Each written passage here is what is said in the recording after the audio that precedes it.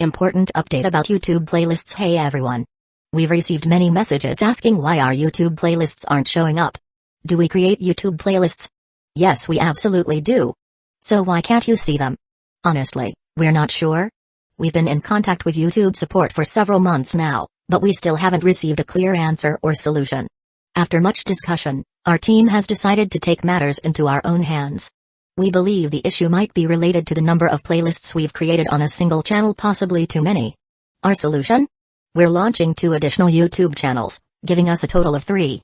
This way, we can organize our audiobooks better and avoid the playlist visibility issue in the future. This change only affects our YouTube audience. If you're a patron supporter, you can still access all our audiobooks by visiting the collection menu on Patreon. Thanks so much for your time and continued support. Happy listening. Chapter 1. 15 days before the night of genocide. There are still 15 days until the night of genocide. Haru Uchiha stood alone at the railing on the 2nd floor of the Hidden Leaf Village Military Police Corps, gazing outside through the glass. The sun was warm, and the breeze was gentle. Several members of the police force who had just finished their shift change were walking and laughing, chatting about recent happenings and which small shop had new dishes. Peaceful, harmonious, happy. Just like it had been for so many years. But Haru Uchiha knew that all this warmth was just an illusion. The night of the Uchiha clan extermination was coming. In 15 days, the Uchiha clan, once glorious and proud, would be wiped from existence. Haru was a transmigrated into Naruto world. From the very first day he arrived in this world, he had known that this day would inevitably come. It was just too difficult to change. With the silent consent of the 3rd Hokage, Shimura Denzo, leader of the Hidden Leaf Village Root organization, had forced Itachi Uchiha to carry out the massacre of the Uchiha clan. During that night, Root, Itachi Uchiha, and Obito Uchiha, disguised as Madara Uchiha, all took part. The lineup was so powerful that even a Kage-level shinobi would struggle to survive it. Haru's training aptitude wasn't bad, but it was far from extraordinary. At best, he could be considered excellent. Nothing more. Even after years of relentless training, his current strength was merely that of a 3-Tomoe Jonin. How could he possibly survive a night that even Kage-level shinobi would find difficult to endure? Thinking about it, Haru Uchiha frowned slightly. An overwhelming sense of urgency crept into his heart, shaking the calm he always maintained. 15 days. Only 15 days left. He would have to face the purge launched by Itachi Uchiha. Itachi, along with the masked man, Obito Uchiha, disguised as Madara, would do the killing themselves. And there was also Root, secretly watching and waiting. This was literal hell difficulty. How could he survive? Escape from Hidden Leaf Village before the massacre? Where would he even go? Without a transfer order, leaving the village would label him a traitor. With his strength barely reaching Jonin level, he wouldn't escape Hidden Leaf Village's pursuit for long. He'd still die. Was there really no way out? The thought filled Haru Uchiha with sorrow. Countdown to Uchiha clan extermination night, 14 days, 11 hours, 59 minutes, 59 seconds. Do you want to start the simulation of the night of genocide? At that moment, 2 lines of translucent text appeared before Haru's eyes, startling him. A system. Joy flashed in Haru Uchiha's eyes. When he first arrived in this world, he'd tried endlessly to awaken a system, but failed each time. Eventually, he'd given up hope. Who would have thought that the system would activate just as the night of genocide approached? The extermination night simulation system. In his previous life, he'd played similar simulation-style games. Would this be similar? He decided to try it. The moment the thought crossed his mind, the translucent text seemed to sense it and updated. Uchiha Clan Extermination Night Simulator is now open. The Uchiha Clan Extermination Night Simulator has been activated. Before each simulation begins, the host may choose 3 of 10 randomly generated abilities. Abilities are ranked by rarity. Gold is the highest, followed by purple, blue, and white. After each simulation ends, the host can select one ability to solidify into real life. This ability will remain permanently and does not take up an optional ability slot. The simulator can be used unlimited times within a day, with no cooldown. However, after a full day, a cooldown of up to 2 days will be triggered. Note, the host can perform countless simulations in a day but can only solidify one ability per day. Solidified abilities can be replaced within the same day. Once the cooldown period begins, the last solidified ability is permanently retained and cannot be replaced. The daily solidification quota is also refreshed. If no ability is solidified by the end of the day, the solidification count resets and is not carried over. After reading everything, Haru gained a general understanding of the simulator. The ability to permanently retain powers in real life and solidify talents made his heart pound faster. If he wasn't mistaken, this could be his key to rapidly growing stronger and surviving the night of genocide. He looked up at the clock on the wall. It was now 12:13. By 12:13 tomorrow, the simulator would enter its 2-day cool down. Which meant he needed to simulate as many times as possible before then, extract powerful abilities, and solidify them.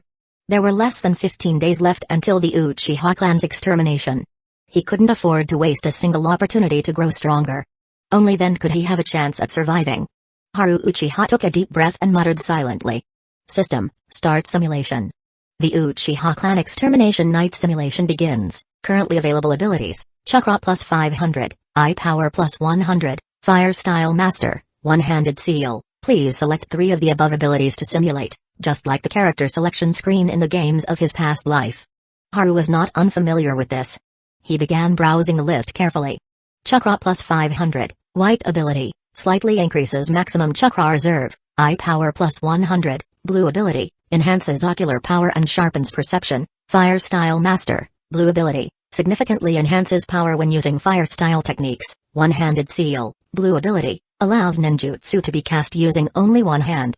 The first batch of refreshed abilities was somewhat underwhelming. No gold abilities. Not even one purple. Only a few blue ones. Still, Haru wasn't too disappointed. It was only the first simulation. And these abilities were actually pretty decent. While not enough to cause a massive leap in strength, they were practical and offered noticeable improvements. Just the blue and white abilities had this much impact. What would purple and gold be capable of? The thought made his blood race with excitement. After a moment of deliberation, Haru selected Eye Power plus 100, Fire Style Master, and One-Handed Seal as his 3 abilities.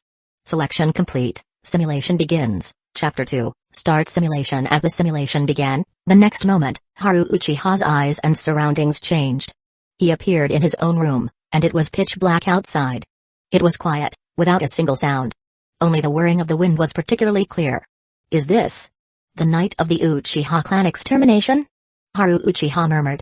Looking at the room he had lived in for over 10 years, everything was almost identical to real life. His chakra and ninjutsu flowed as usual. This didn't feel like a simulation. It was clearly a real experience. Identical to actually living it. However, Haru had no time to marvel at this. He had already arrived at the night of the clan's extermination. Itachi Uchiha or Obito Uchiha could appear to kill him at any moment. Staying in his room would mean certain death. He had to find a way to survive. Escape. Escape from the Uchiha clan settlement. To avoid being targeted by Itachi and Obito. This was something Haru had been planning for over a decade. It was also the most viable path he had thought of. After all, both Itachi Uchiha and Obito Uchiha were Kage level or beyond. They far surpassed an ordinary Jonin, even one with a fully developed Sharingan. Facing them head-on meant death. His only shot at survival was to flee. To that end, he had spent years scouting and mapping escape routes. Eventually, he discovered a path so concealed it was unlikely to be found. There was no time to lose. The massacre had begun. He had to move. With determination, Haru jumped out of the window. Like a cheetah, swift and agile. As a hidden Leaf Village Jonin with over 10 years of ninjutsu training, this level of movement was second nature. Under the pitch-black night sky, Haru leapt through the shadows quickly and cautiously. Though darkness blanketed everything, his 3 Tomoe Sharingan rendered it meaningless. Especially now, in this simulation, Haru had selected the plus 100 pupil power ability. It had enhanced his ocular prowess significantly. He could see clearly in the dark, as though it were broad daylight. Additionally, he felt a noticeable change within himself. He had grown stronger. Previously, his strength had been on par with an ordinary Jonin. But now, he had risen to the level of an elite Jonin. This was no small feat. When one reaches higher echelons of power, each step forward becomes exponentially harder. Every bit of progress demands immense time and experience. Yet here he was, having made such a leap in mere moments. It was astounding. And this was just from 3 blue-ranked abilities. What about purple ones? Or even gold? If he could unlock even a few golden talents by the end of the simulation, he might even stand a chance against Itachi Uchiha or Obito Uchiha. The thought filled Haru with anticipation for the higher-ranked abilities still to come. The streets were deserted and eerily silent. Even with lights on in nearby homes, no voices could be heard. Haru felt the cold grip of murderous intent hanging in the air. He knew the purge had already begun. This realization made Haru anxious, and he quickened his pace. This was the escape route he had spent more than 10 years perfecting. He had carefully avoided all major roads, choosing instead the most obscure, unused paths. Only 2 people truly carried out the massacre, Itachi Uchiha and Obito Uchiha. Even for Kage-level shinobi, covering the entire settlement without missing a corner was impossible.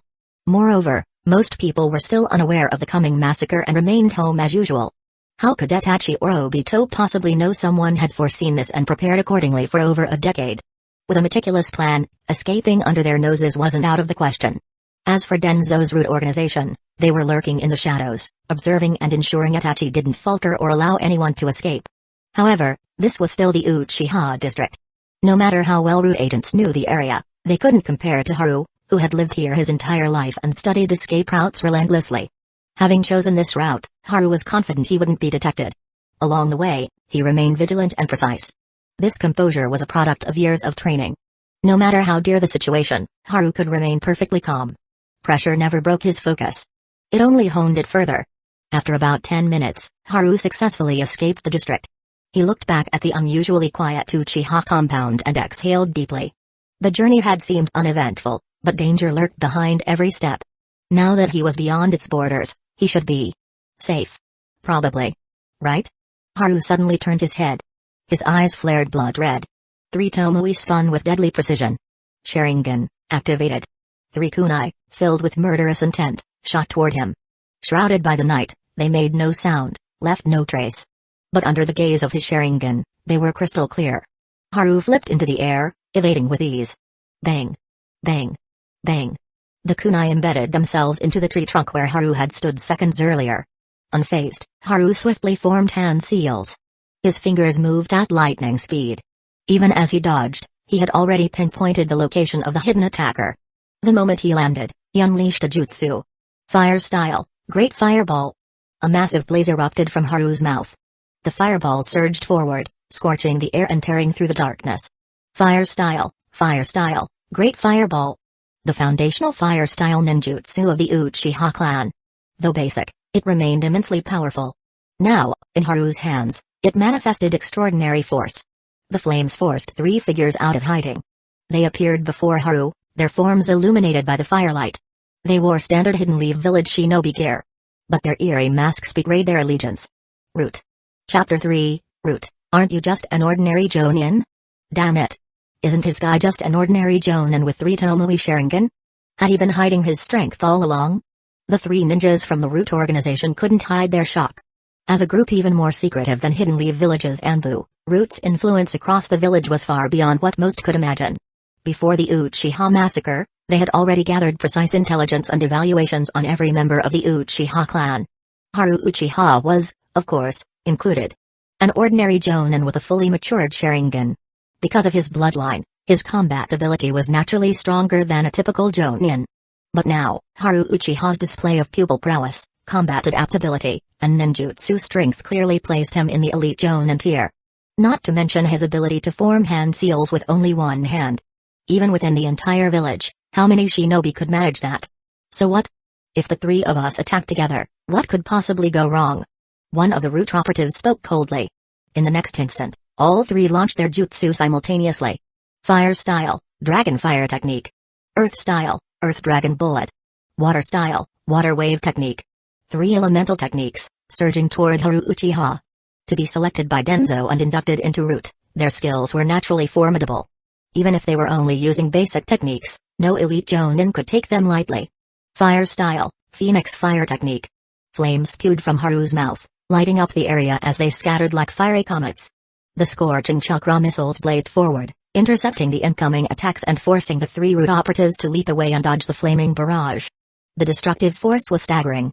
A master of fire style. Impressive. Haru muttered. Ordinary elite Jonin wouldn't be able to block a coordinated ninjutsu assault from 3 Root shinobi. But he had. Part of it was due to his Sharingan, which amplified his perception and reaction speed. But more importantly, he had mastered fire style. Under his control, the flames intensified, turning his counterattack into a lethal wall of fire. His blood-red 3 Tomoe Sharingan gleamed with excitement. Holding off 3 Root operatives simultaneously.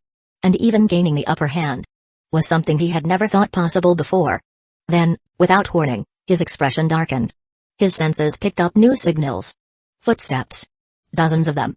And the sharp hum of kunai in flight. Ninjas. A lot of them. 1, 2, 3, 10, 23. They wore standard Hidden Leaf village attire, but their masks were different from regular Anbu. More intricate, more menacing. Root. Haru muttered. They didn't speak. They didn't hesitate. As soon as they arrived, dozens of them unleashed jutsu in unison. Fire style, dragon fire technique. Earth style, earth dragon bullet. Water style, water wave technique. Simulation failed. Haru stared at the floating line of text. But he wasn't disappointed. If anything, he was excited. Even though the simulation ended in failure, his performance during the Uchiha massacre had far exceeded his expectations. He had fought off 3 root members alone, holding his own and even gaining ground.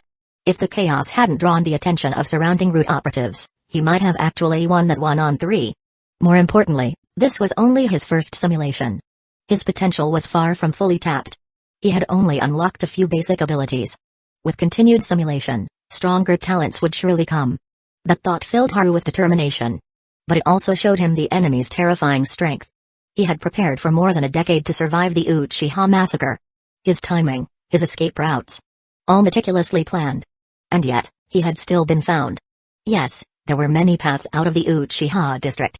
But only a handful of true exits.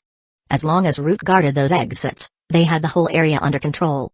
If Haru wanted to avoid both Itachi Uchiha and Obito Uchiha, he would have to confront the guards directly. And take them out without making a sound. Otherwise, he would face the same result again, overwhelming numbers. Impossible odds. Drawing in more root operatives or alerting Itachi and Obito would be disastrous. But silently eliminating root ninjas was no easy feat. Not with his current strength. Haru narrowed his eyes. The Uchiha massacre was far more complex than he had ever imagined. To survive it, he had to simulate again. And again. Each simulation meant a new chance. A new power. That was what he needed most right now. Unfortunately, he was still stationed with the Hidden Leaf Village military police. He couldn't stay there and keep simulating without drawing suspicion. From experience, he knew that entering a simulation was like stepping into another reality. His awareness of the real world dropped to near zero. If he lingered too long, someone would notice. And his shift was almost over. He had only stayed because he had just obtained the system. Now that the first simulation was complete, it was time to head back. Haru's home was in the eastern edge of the Uchiha compound. A remote corner. It suited his personality, cold, solitary, and proud. Haru was an orphan. Both his parents died during the Third Shinobi World War. Tragic, yes. But it also gave him the privacy and freedom to hide his secrets. To guard them. Upon returning home, Haru didn't waste a second. Time was precious. Every new simulation was a chance to refresh his talent pool and grow stronger. But before launching into the next simulation, he needed to select one ability to carry over. Would you like to solidify one of the following talents? Plus 100 eye power, blue, increases Sharingan perception and clarity. Fire style mastery, blue, greatly enhances the power of fire style jutsu. One-handed seals, blue, allows use of ninjutsu with a single hand. 3 blue tier abilities. No need to overthink it. They would likely be replaced later anyway. He refused to believe he would go an entire day without pulling a single purple or gold tier ability. That was statistically impossible. In the end, Haru selected plus 100 eye power. As Uchiha, any improvement to his Sharingan would strengthen him across the board. Of course it had to be his first choice. Chapter 4, Holy Shit. Golden Ability. As the ability was selected, Haru Uchiha's Sharingan opened instantly and uncontrollably. His eyes turned blood red. Redder, brighter, and more oppressive than usual. After a short moment, they returned to normal. The ability was successfully solidified. The system issued a timely reminder. The ability was solidified. Interesting. Haru clearly felt the strengthening of his pupil power and the subtle changes within himself. This made him extremely excited. He quickly began the next simulation. The Uchiha Clan Extermination Night simulation begins. Currently available abilities: Pupil Skills plus 100, Illusion Master, Ice Style, Taijutsu plus 50. As the newest abilities were revealed one by one, Haru's eyes suddenly lit up. The ability at the end of the optional list, Ice Style, Purple Ability, a KK Genkai that combines water and wind style to form ice directly, Ice Style. A very powerful and extremely rare ability in the Naruto world. Just acquiring this would significantly boost his strength, surpassing even what he had in the last simulation. And this was only a purple ranked ability? Wouldn't a golden ability be so strong it defies common sense? Haru couldn't help but feel a rush of anticipation. He selected Ice Style, along with the previously retained abilities. Pupil Power plus 100 and Illusion Master. To complete the 3-ability setup. Ice Style, Purple Ability, a KK Genkai that allows the user to combine water and wind style to directly manipulate ice. Pupil Power plus 100, Blue Ability, sharply enhances eye power, improving perception and clarity. Illusion Master, Blue Ability, greatly enhances the effectiveness of all Ganjutsu. Ability selection complete. Starting simulation, same room, same situation. But Haru Uchiha was no longer the wide-eyed novice he had been the first time. He jumped out the window, following the original escape route, vanishing into the shadows where few could spot him. Last time, he failed because his fight attracted too much attention. He'd drawn in root operatives nearby. But now, armed with the experience of his past failures, he was determined to try again. Even if he couldn't completely evade detection, at the very least, he would gain a deeper understanding of his enemies and sharpen his own combat abilities. Anyone who's faced death knows how much you can grow from it. Of course, the cost of failure is often too high. Most people don't go out of their way to court death. But Haru wasn't most people. He had the Extermination Night Simulator. As long as it was active, he could face life and death scenarios repeatedly, training himself without risk. This advantage was comparable to a purple, or even golden, ability. After all, even the most overpowered skill requires constant battle to reach its full potential. Naturally, true growth requires facing enemies of similar strength. If the gap is too wide, it isn't training. It's self-destruction. And Haru wasn't into masochism. So when it came to facing Itachi Uchiha and Obito Uchiha, both at Kage-level strength, he avoided them. He had no interest in dying for nothing. Right now, the elite but not invincible root operatives were the perfect targets. As for challenging Itachi and Obito, that day would come. And with the simulator helping him evolve faster than anyone else, it wouldn't be too far away. Beneath the pitch-black sky, Haru's face was calm, with a touch of excitement in his eyes. This was his personal crucible of life and death. Second simulation, failed. Third simulation, failed. 10th simulation, failed. 15th simulation, failed. 24th simulation, failed. Eventually, Haru lost track of how many times he'd run it. Dozens? Maybe more. All failures. But with each failure came gains. At first, fighting off 3 root operatives was a struggle. But gradually, Haru adapted. 4 enemies. Then 6. Then 7. In the latest simulation, he killed more than 10 root operatives. Sure, part of that came from system-optimized abilities and his accumulated understanding of the root's jutsu and combat styles through repeated trials. But even with that, killing that many elite assassins was no small feat. It was clear the repeated brush with death had refined Haru's combat instincts and strength. If Haru had been a standard 3 Tomoe Sharingan user when he first started, only reaching elite Jonin level thanks to system buffs, now, even without ability enhancements, his strength surpassed that of an elite Jonin, thanks solely to his battle-forged experience. His growth was nothing short of terrifying. Indeed, nothing accelerates evolution like dancing with death. Even though these were simulations, they felt just as real. The pain. The scent of blood in the air. The chill of the wind. Identical to reality. There was only one disappointment. After so many runs, he'd seen a few purple abilities, but not a single golden one had appeared. It was frustrating. Still, disappointment aside, the power he'd gained in such a short period was astounding. Haru was satisfied. System, start simulation. Without any hesitation, he quickly activated another run, not even thinking of rest. The Uchiha Clan Extermination Night Simulation begins. Please select 3 of the following 10 abilities for simulation. Currently available abilities: Flame Release Master, Chakra plus 800, Taijutsu plus 500. Haru's eyes scanned the list. Chapter 5, Otsutsuki's Physique. After so many simulations, he only needed to glance at the names of the abilities to immediately understand their benefits. But when his eyes landed on the final line, he froze. Then, unmistakable joy flashed across his face. A rare sight.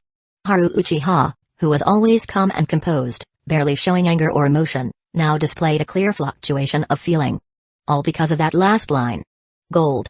A line of golden text. A golden ability.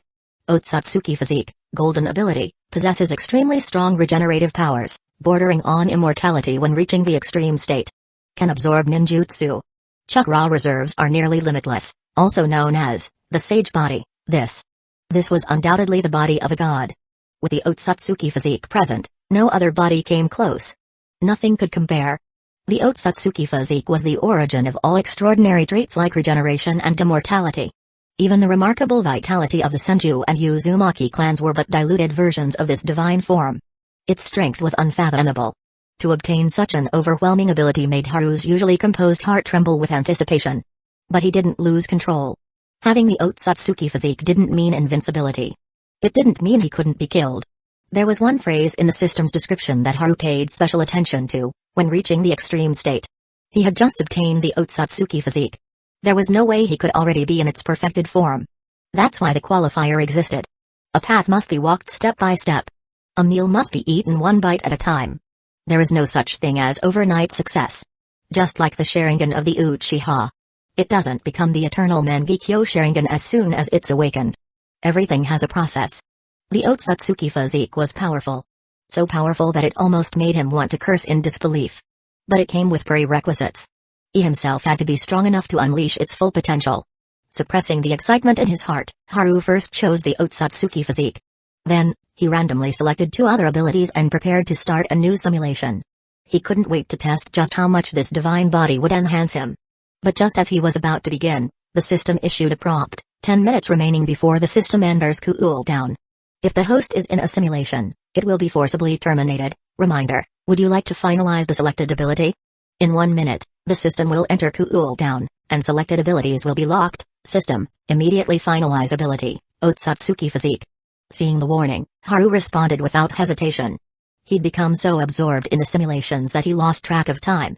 He hadn't realized it was this late. Only 10 minutes left before the system entered its 2-day cool-down period. His top priority now was locking in the Otsutsuki physique. An outrageous ability like this couldn't be missed. Are you sure you want to replace the previously finalized ability with Otsutsuki physique? Confirm. Without delay. The moment the words left his lips, Haru's body was overwhelmed by a sudden and intense discomfort. It felt as if something was being forcibly torn from him. At the same time, his strength dropped significantly. Haru, having experienced multiple solidification replacements before, knew this was part of the process. To finalize a new ability, the old one had to be removed. Gritting his teeth, he endured the searing discomfort. Moments later, a strange energy began to flow from the crown of his head, spreading through his body. It was warm. Soothing. But it was soon replaced by a pain that would break any ordinary man. Cracks echoed through his frame as if every bone was being shattered and reforged. Sweat poured from his body. Not ordinary sweat. Black, thick, and reeking with a strong, fishy stench. Haru's brows furrowed deeply. Veins bulged on his forehead as he forced himself to remain composed, enduring every second of the torment. The agony lasted 5, maybe 6 minutes. Finally, it stopped. The system sounded again. Finalized ability has been successfully replaced. Reminder, 1 minute remaining until system cool-down begins. Haru exhaled a long breath. Though he had endured hellish pain, he managed to solidify the Otsutsuki physique just before the system went dormant. Now, his body brimmed with vitality. A surging force far beyond what he'd ever known. He could feel it in every fiber of his being. He couldn't help but grin. Uchiha Clan Extermination Night Simulation System has entered cool-down period. As the final line faded from his vision, Haru glanced at the clock on the wall. 12:00. Exactly the same time as when he first acquired the system. That meant the next simulation would be available 2 days later. At noon. Right now, it was time for a shift change. Haru casually washed up, changed into a fresh ninja uniform, and made his way to the Hidden Leaf Village Military Police Headquarters. As soon as he arrived, one of the guards approached him. "The captain has summoned you." Haru nodded and walked toward the captain's office. The head of the Hidden Leaf Village Military Police Force. The patriarch of the Uchiha clan. Fugaku Uchiha. In his previous life, Haru had little regard for the man. A shadow-level shinobi who had awakened the Mangekyo Sharingan. Yet he had watched as his son and the masked man butchered the entire Uchiha clan. It was pathetic. Of course, Haru never voiced such thoughts. He wasn't foolish. Soon, he arrived at Fugaku's office. "Captain. Haru, you're here." Fugaku looked up, a strange glint flashing in his eyes. There was something different about Haru today. His aura, his presence. But he dismissed it, assuming it was just time apart creating the illusion. Inside the office, 2 girls stood silently. They appeared to be 15 or 16 years old. One had curly red hair and large, clear crimson eyes. She was both pure and alluring. Her name, Kurenai Yui. A known beauty among Hidden Leaf Village's younger generation. The other had long purple hair, a short blade strapped to her back, and an aloof, cool demeanor. Yuzuki Yujao. The dream girl of countless Hidden Leaf Village youth. Even standing silently side by side, the two commanded attention. But Haru kept his gaze forward, expression unchanged. He said nothing. Didn't even greet them. That was just his way. He didn't mix with others. He didn't seek companionship. He barely had friends. Chapter 6, Mission Execution. Teammates Yuzuki Yujao and Yui Kurenai. Then, the captain of the Hidden Leaf Village Military Police Force, Fugaku Uchiha, informed Haru Uchiha of the general situation. Another team member originally assigned to complete the mission alongside Yuzuki Yujao and Yui Kurenai had sustained injuries and could no longer participate. As a result, a replacement was needed to complete the three-man squad. That replacement was Haru. As for why so many had recommended Haru specifically, he neither knew nor cared. It didn't matter to him. This was just another ordinary mission. The mission was ranked C level in difficulty. For a seasoned Jonin, it was considered a trivial task. Of course, the actual circumstances during the mission could change at any time. No one could guarantee that there wouldn't be complications. But such accidents were rare. Fugaku then reiterated the details of the mission. The objective was to deliver a sealed brocade box. Its contents unknown. To the daimyo of the Land of Rivers. Because this was an official request from Hidden Leaf Village and involved cooperation between the Uchiha clan and the village, Fugaku emphasized repeatedly that despite the mission's apparent simplicity, there could be no room for error. In this makeshift team, Yui Kurenai and Yuzuki Yujao were both Chunin, while Haru was the only Jonin. If anything went wrong, the burden of responsibility would fall squarely on Haru. Given the current climate of veiled hostility and overt tension between Hidden Leaf Village and the Uchiha clan, even the smallest slip could be seized upon by those seeking to undermine or attack the clan. Haru outwardly agreed, but inwardly sneered. To him, Fugaku was far too timid. A weak leader. Despite having awakened the Mengekyo Sharingan and possessing strength on par with the Kage, he continued to yield and retreat. The Uchiha were already powerful. Why did they keep backing down in the face of Hidden Leaf Village? With a clan head like that, it was no surprise that the Uchiha were hurtling toward their inevitable downfall. After receiving the mission and making brief preparations, Haru set out with Yuzuki Yujao and Yui Kurenai.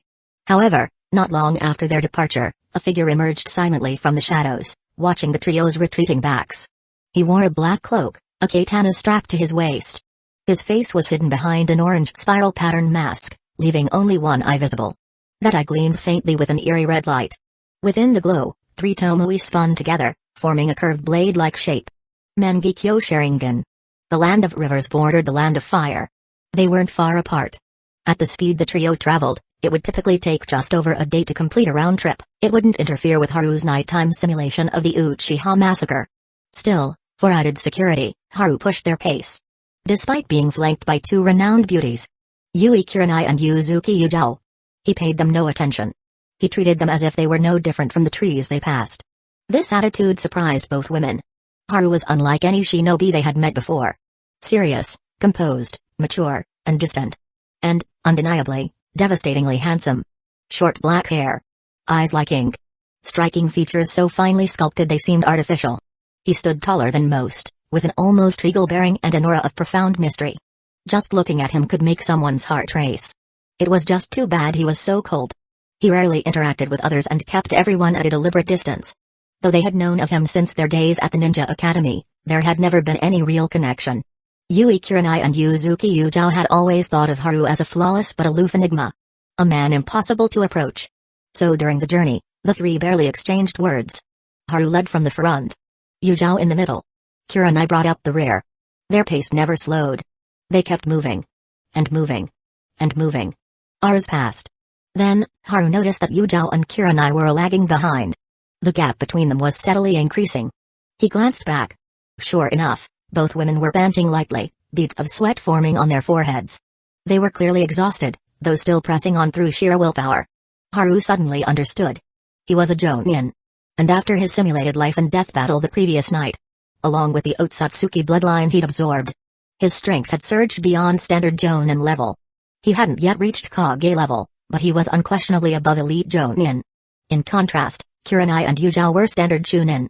A long-distance run like this might be effortless for him, but not for them.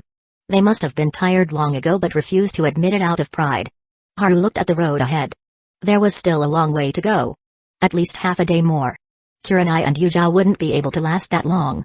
Women. A hassle. Haru curled his lip. Still, he eventually came to a stop. They were teammates, after all. And though distant, he had always held some respect for these two exceptional kunoichi of the younger generation. Kurenai and Yuzhou soon caught up. Rest for half an hour before we continue, Haru said flatly, before stepping aside to train alone. The night of the Uchiha massacre drew near. He wouldn't waste a single chance to grow stronger. Even though his Otsutsuki-enhanced physique rendered this level of fatigue meaningless, he believed that every minor expenditure of effort contributed to his experience. Especially now, having just gained that powerful body.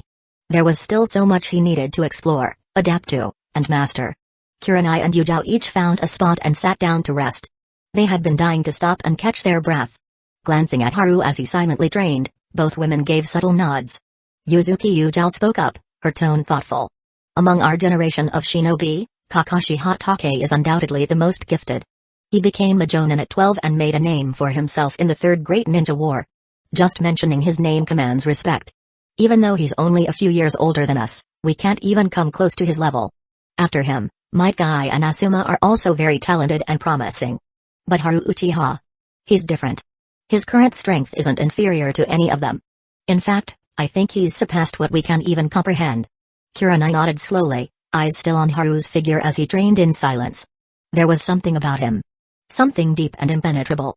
He seemed to exist on an entirely different plane. And she couldn't help but wonder. Just how far would Haru Uchiha go? Chapter 7, The Seven Ninja Swordsmen. Rigakurasuki. The anyone here referred to Might Guy and Asuma. As for Kakashi, he had already been excluded without question. For a long time, because of Haru Uchiha's aloof and arrogant personality, very few people had interacted with him. This made most people subconsciously overlook and ignore him. Kurenai Yui and Yuzuki Yuzhou were no exceptions. It wasn't until this mission that they suddenly realized something. He had already become a jonin at the age of 15 or 16. He had awakened the three Tomoe Sharingan. Such a level of strength was no weaker than prodigies like Asuma among the younger generation. Kurenai's crimson eyes shimmered with a strange light. She had grown up alongside Asuma and understood his capabilities well. She wasn't sure who was stronger, Asuma or Haru. But one thing she knew for certain, Asuma was never this hardworking. Even on the road to completing a mission, Haru never missed a chance to train and refine himself. He wasn't just talented. He was diligent, too. Perhaps, just as Yuzhou had said, Haru's abilities had already surpassed everyone's expectations. Moreover, Haru Uchiha wasn't as cold as everyone believed. Even when in a rush to complete a mission, he would still suggest stopping to rest. With his strength as a jonin, he didn't need to rest at all. The only reason to pause was clearly for their sake. Half an hour later, Haru and the others set out again. Throughout the journey, they would rest briefly at intervals, never pushing too hard. By the time they reached the border between the land of fire and the land of rivers, the sky was already darkening. The three of them made camp and rested overnight. At first light, they resumed their journey. Soon after entering the land of rivers, the destination was only 2 to 3 hours away. The mission was all but complete. But just then, something changed. A light fog began to settle in. At first, it was barely noticeable. Then it thickened rapidly. Visibility dropped. Even Haru's Sharingan struggled slightly against the obscured view. He and the others immediately went on high alert. No doubt about it. This was an ambush. Haru, Kurenai, and Yuzhou stood back to back, eyes sharp and wary as they scanned their surroundings. Haru, who had experienced countless life or death battles in simulated training, felt his blood begin to boil. After so many repetitions in simulation. Was it finally happening for real? Kurenai and Yuzhou weren't as composed. They were younger, less battle-hardened. Tension made their movements stiff. Ha ha ha ha ha. Suddenly, a harsh, grating laugh echoed through the fog. The voice sounded like a snake with vocal cords. Sneering, mocking, contemptuous. Just hearing it made the skin crawl. So, the little hidden leaf village brats finally noticed, huh? Took you long enough. The voice came from everywhere, impossible to pinpoint. Yet the speaker didn't care to hide. A figure emerged directly from the fog. Tall, broad-shouldered, and with two massive swords strapped to his back. He had dared to intercept them, dared to appear so boldly. Clearly, he already had detailed intel on their group. And complete confidence in his own power. To him, these three little hidden leaf village ninja weren't even a threat. He stepped forward slowly, almost casually. With every step, the pressure in the air thickened. Kurenai and Yuzhou grew visibly paler. The sheer killing intent was unbearable for ordinary chunin. Haru remained composed. He stared calmly at the advancing figure. One of the 7 ninja swordsmen of the hidden mist. Kurasuke? Kurasuke. The moment his name was spoken, the figure hesitated slightly, the mocking air faltering. You know me? He asked, voice surprised. But then he chuckled darkly, resuming his sinister tone. Doesn't matter. None of you are walking away alive. Hand over your delivery. Maybe I'll give you a quick death. As he spoke, Riga drew nearer. He stood only 5 or 6 meters away now. His wild green hair, thick black brows, and twisted smile made him look like a man possessed. His body was wrapped tightly in bandages, and he wore a sleeveless black vest. But the most terrifying part of him was the twin swords on his back. Even sheathed, they sparked faintly with visible arcs of electricity, emitting a deadly aura. One of the infamous 7 swordsmen of the mist. Kurasuke. Kurenai and Yujao had both heard the stories. He was no ordinary ninja. If compared within the ranks of Hidden Leaf Village, he was beyond even elite Jonin. Against such a monster, Kurenai and Yujao instinctively positioned themselves behind Haru. They were young, still Chunin, still green. They had not yet faced many life-or-death situations. Seeing a real member of the 7 swordsmen triggered a deep, primal fear. Riga saw their expressions and was clearly pleased. He loved it when people feared him. Their trembling gave him a twisted thrill. But then his gaze landed on Haru. And the smile froze. No fear. No panic. No tension. Just calm. Cold calm. Even after Riga locked eyes with him, trying to intimidate him, Haru didn't flinch. It was as if Riga didn't exist. Or worse, as if he didn't matter. The corner of Riga's mouth twitched cruelly. You little brat. You'll regret that. Clang. The twin swords came free with a sharp ring. The cold steel gleamed under the dim light, jagged like monstrous fangs. Electricity crackled around the blades, snapping and flashing. Overhead, dark clouds began to gather ominously. Rumble. Thunder rolled across the heavens. Riga crossed the swords high over his head. Lightning style, thunder fang. In the next instant, arcs of electricity flared violently across the twin swords. They surged upward into the sky. And connected with the lightning above. An explosive surge of chakra and nature energy erupted between the clouds and blades, as Riga roared into the storm. Chapter 8, Fierce Fight. Thunder Blade Technique. Rumble. Thunder roared across the sky. A flash of lightning struck down from the heavens, connecting directly with Kurasuke Riga's twin-bladed swords. Then it expanded violently. In an instant, a thick arc of electricity surged like a galloping, hissing silver serpent. Swift, savage, and brimming with destructive force. It crashed down in the direction of Haru Uchiha and the 2 Kunoichi beside him. Haru, Yui Kurenai, and Yuzuki Yujao quickly leapt aside to evade the oncoming lightning strike. Boom. With a deafening roar, the spot they had just vacated exploded into a crater several meters deep. The acrid scent of ozone and scorched earth filled the air. The sheer destructive force of the strike was terrifying. A single misstep, and they could have been gravely wounded or killed instantly. Yui Kurenai and Yuzuki Yujao frowned, tension weighing heavily on their faces. What had begun as a simple C-rank mission had escalated into a battle against Kurasuke Riga, a rogue shinobi and former member of the 7 ninja swordsmen of the mist. This situation had spiraled far beyond what they'd expected. They were in deep trouble. Suddenly, a calm voice broke through the tension. Don't be afraid. I'm here. Both Kunoichi looked up instinctively, startled. They saw Haru Uchiha standing with composed resolve, his Sharingan activated, its crimson glow flickering with lethal clarity. A faint, confident smile tugged at the corner of his lips. Despite the chaos, he radiated stability. A stillness that anchored those around him. In that moment, Kurenai and Yujao both felt their hearts skip a beat. For a second, they forgot they were surrounded by danger. Then Haru rocketed into the air like a cannonball, and they snapped back to reality. He was charging straight at Kurasuke Riga. Alone. Haru-kun. Haru. Both women cried out, alarmed. Kurasuke Riga's strength had clearly surpassed that of an elite Jonin.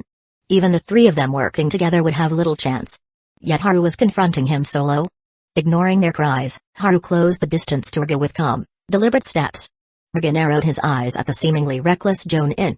Before the battle, he had already gathered intelligence, 1 Jonin, 2 Chunin. Nothing worth worrying about. As one of the 7 ninja swordsmen, Riga had no reason to fear them. But now, as Haru approached step by step, an odd sensation crept over him. An illusion of danger. Ridiculous. He shoved the thought aside. Just a kid. No threat. Did this brat really think he was the legendary copy ninja Kakashi Hatake? Riga sneered. Kid, since you're so eager to die, I'll grant your wish. With a roar, he slammed his foot into the ground and raised his twin swords high. In an instant, A monstrous amount of lightning surged through the blades. Crackling arcs of electricity erupted from them, ready to discharge destruction. Lightning style, Thundergate. Rika bellowed. He stabbed both swords into the ground, their lightning-infused steel embedding deep into the earth. The electric surge pulsed outwards, linking with the storm above. Thunderbolts rained from the heavens in response, expanding the lightning field to cover dozens of meters. A dome of crackling lightning surrounded them. From the sky, bolts slammed down like divine punishment. Frequent. Unrelenting. Designed to obliterate anything living. Even at the perimeter, Kurenai and Yujao felt the intense pressure. They were forced to retreat further. Frowning, they stared into the blinding storm with growing concern. Rika's power was overwhelming. If even the edge of the field affected them this severely, then how could Haru possibly survive within it? But then, their eyes widened. Their lips parted in disbelief. Within the field of lightning, a lone figure darted and spun with impossible agility.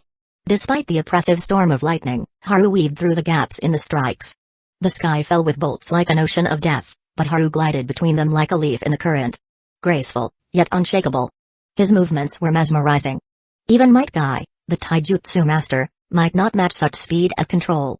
The Kunoichi remembered the warmth of Haru's words, "Don't be afraid. I'm here." Maybe. Just maybe, he could do it. Rika, too, began to sense something was wrong. No ordinary Jonin should possess such speed. Not even some veteran Jonin could move like that. Could it be that Hidden Leaf Village had produced another genius to rival Kakashi? Determined not to underestimate his opponent, Rika prepared his next technique. Lightning style, sky-splitting thunder snake. The lightning surged across his blades, enveloping his entire body in a radiant storm. He became one with the thunder. Its weapon and its armor. Hundreds of crackling electric serpents split from his body, slithering toward Haru with vicious speed. Rika grinned cruelly. No one could dodge this. 100 strikes of electrical current, converging from all sides. Even if Haru survived, his body would be useless. But Haru's expression didn't change. His speed increased again. To a level that seemed to warp reality. He moved so fast, the lightning snakes couldn't even brush the edge of his clothing. He was a blur within the storm. Rika's smug grin froze. How could this Uchiha kid be so fast? Was this taijutsu? Or something else? Without relying solely on his Sharingan, Haru had honed his physical prowess to absurd heights. He launched himself into the air, straight at Rika. No hesitation. His hand clenched into a fist, and with a ferocious cry, he dove from the sky. The punch came like a cannon, tearing through the air like a thunderclap. Rika growled, raising his swords to block the attack. At the same time, a fresh swarm of lightning snakes burst from his body. Smaller and fewer than before, but more concentrated, more lethal. At this close range, even someone as fast as Haru couldn't possibly dodge, could he? The next moment would decide everything. Chapter 9, There is indeed a gap in strength. Kill Rika. Dozens of silver snakes, formed entirely from lightning, surged from Rika's body. They shot toward Haru Uchiha, fangs bared, slithering through the air with terrifying speed. 1, 2, 3, 4. Dozens of lightning serpents gathered, exploding in a blinding white light, intense enough to make it impossible to look directly. The distance between them was now less than a step. Haru was airborne, having leaped into the air, with no possibility of dodging. Rika squinted, a smug smile tugging at his lips, confident he would witness Haru consumed by the black lightning serpents. This mission, which should have been an easy kill, had proven surprisingly complicated. Especially the brat in front of him. He'd brought far too many surprises. But it was all coming to an end. Huh? Rika's smirk vanished. He watched in disbelief as the lightning serpents struck Haru one by one. And vanished. There was no explosion. No injury. Not even a scorch mark on Haru's skin. This can't be. Rika's expression twisted in horror. He had never seen anything like this. Lightning style, sky-splitting thunder serpents. This was his strongest jutsu. A technique he had mastered with his own blood and pain. He'd fought shinobi who dodged it. He'd seen others counter it with stronger ninjutsu. But this? Someone simply standing there, taking it, without a scratch? Could this brat be immune to lightning? Then why had he dodged earlier? What kind of monster was this? The intel was all wrong. An ordinary Hidden Leaf Village Jonin, my ass. He cursed internally. Even an elite Jonin would have been incinerated by that technique. Lost in thought for a second too long, Rika didn't see Haru's fist coming until it smashed into his face. Bang. The punch hit like a thunderclap, sending Rika crashing to the ground, unconscious. Is that all? Haru stared down at him with cold indifference. The 7 ninja swordsmen. Amount to nothing. This battle was a reflection of the countless simulated life or death experiences Haru had endured through the system. He hadn't used a single jutsu. With only his Sharingan, speed, agility, the physical prowess of his Otsutsuki-like body, and an overwhelming recovery rate, he had defeated one of the most feared names in the Hidden Mist. And it had been effortless. Yuzuki Yujao and Yui Kurenai, who had watched the battle unfold, stood stunned. Black Raga. One of the 7 ninja swordsmen of the mist. His strength surpassed most elite Jonin. He had survived the brutal Third Great Ninja War. And yet, he was just defeated. Without suspense. Yujao still hadn't processed it. It was simply too shocking. We all underestimated him. Kurenai said softly, her voice thick with disbelief. He's far ahead of us now. Like Kakashi. An existence comparable to those long-known legends. Originally, she had thought even if Haru was hiding his strength, he might be slightly stronger than Azuma. But now, his power was terrifying. There was only one word to describe it, unfathomable.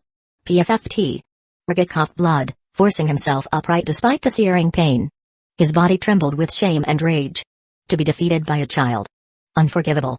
All his earlier mockery of Haru turned into deep, solemn fear. This brat had tanked his ultimate ninjutsu like it was nothing. His speed was unreal. Then suddenly, he felt the cold edge of a kunai press against his back. He froze. He knew exactly what moving now would mean. Who sent you? Haru asked, voice flat but filled with undeniable authority. The mission they were on was ranked sea level. The cargo, while valuable to civilians, was nothing worth the attention of a legendary ninja like Raga. His presence made no sense. Unless he was sent. Haru had his suspicions. Now, he was confirming them. But Raga sneered, refusing to speak. He wasn't some coward. This was just a Hidden Leaf Village Jonin. What could he do? At most, they'd take him back to Hidden Leaf Village. And the person behind him? They'd have him free in minutes. He had nothing to fear. Haru didn't argue. He simply plunged the kunai forward. Raga gasped. Pain exploded from his back. It felt like his heart had been pierced. You. He tried to speak, but no words came. His face turned red, and his body collapsed. Limp. Lifeless. Dead. Haru stood silently above him. Didn't want to talk? Then die. Did he really think he had the right to negotiate? Haru didn't care for patience. Yui Kurenai and Yuzuki Yujao, arriving moments later, gasped at the blood-soaked corpse. They'd seen death during the Third Great Ninja War. But to see someone this powerful fall so brutally in front of them. It felt unreal. They stood in silence for a while, letting it sink in. Not one of them questioned Haru's decision to kill rather than capture. This wasn't a spar. It was a deadly battle. Casualties were expected. If anything, they were grateful. Without Haru, they wouldn't have survived. He had neutralized Raga and ensured mission success. Haru-kun, let's go. Yujao said softly, her face tinged with faint blush. Though she had been frightened earlier, she was fully recovered now. It was time to leave. Better to avoid any other surprises. More importantly, they needed to complete the mission. Yeah. Haru nodded and glanced one last time over his shoulder. Then he turned and rushed forward with Kurenai and Yujao, heading toward their mission destination. Chapter 10, Sir, if you're handsome, you can do whatever you want. After Haru Uchiha, Yui Kurenai, and Yuzuki Yujao departed, a white figure slowly emerged from between the tree trunks deep in the dark forest. He gazed in the direction the trio had vanished, a cold and intrigued smile tugging at the corner of his lips. Discovered already? Such sharp senses. To think he killed Kurasuke Raga of the 7 ninja swordsmen so easily. This is getting more and more interesting. Elsewhere, Haru Uchiha and the others moved swiftly after surviving Kurasuke Raga's ambush. After a few hours of relentless travel, they finally delivered the item to the Land of Fire's daimyo and completed their mission. Following a brief rest, they returned to Hidden Leaf Village. The mission, especially the intense battle with Raga, gave Haru a solid grasp of his current strength. Empowered by the Otsutsuki lineage in his bloodline, he'd undergone a qualitative leap in all aspects. Most notably, his taijutsu had seen the most dramatic growth. His raw power, speed, and reflexes had reached a level where even elite jonin known for physical prowess paled in comparison. On top of that, his regenerative capabilities and stamina gave him a near-invincible edge. Even when struck by Raga's lightning style, he hadn't flinched. He could endure the searing pain of lightning coursing through his body, regenerate from it, and remain standing. His Sharingan provided insight leagues beyond the average ninja. He could spot the gaps in enemy movements and the flaws within their ninjutsu. When combined with his terrifying physical abilities, unrelenting endurance, and near-instant recovery, this made him a true monster on the battlefield. That's how he'd managed to dispatch Kurasuke Riga, a member of the Hidden Mist's dreaded 7 ninja swordsmen, with such apparent ease. It bolstered his confidence tremendously. While he was still a few steps behind powerhouses like Itachi Uchiha and Obito Uchiha, the masked man masquerading as Madara, those were true Kage-level monsters. But this was only his first simulation. He still had 4 more opportunities ahead. From those, he could draw out 4 powerful abilities. By the time the Uchiha massacre arrived, maybe, just maybe, he'd be able to stand against both Itachi and Obito. When Haru Uchiha, Yui Kurenai, and Yuzuki Yujao returned to Hidden Leaf Village, they immediately reported the mission to the 3rd Hokage, Sarutobi Hiruzen. Upon hearing they had encountered Kurasuke Riga, a member of the 7 ninja swordsmen. On their mission route, the old Hokage was visibly surprised. And when he learned it had been Haru who killed Riga, his surprise deepened into silent astonishment. He gave Haru a long, probing look, but in the end, said nothing. Once he had understood the details of the mission, he dismissed them. It was sunset. The golden glow of the setting sun stretched the shadows of the 3 across the ground. Not far from the gates, they encountered a group of young ninjas. The moment they saw the trio, they waved and ran over excitedly. However, all of them rushed straight to Yui Kurenai and Yuzuki Yujao. Haru Uchiha was left standing alone on the side, completely ignored. Though they were physically near him, the vibrant scene seemed to belong to an entirely different world.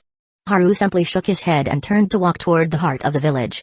After living in this world for so many years, he had long grown accustomed to this kind of treatment. Haru Uchiha-kun. Yui Kurenai's voice rang out behind him.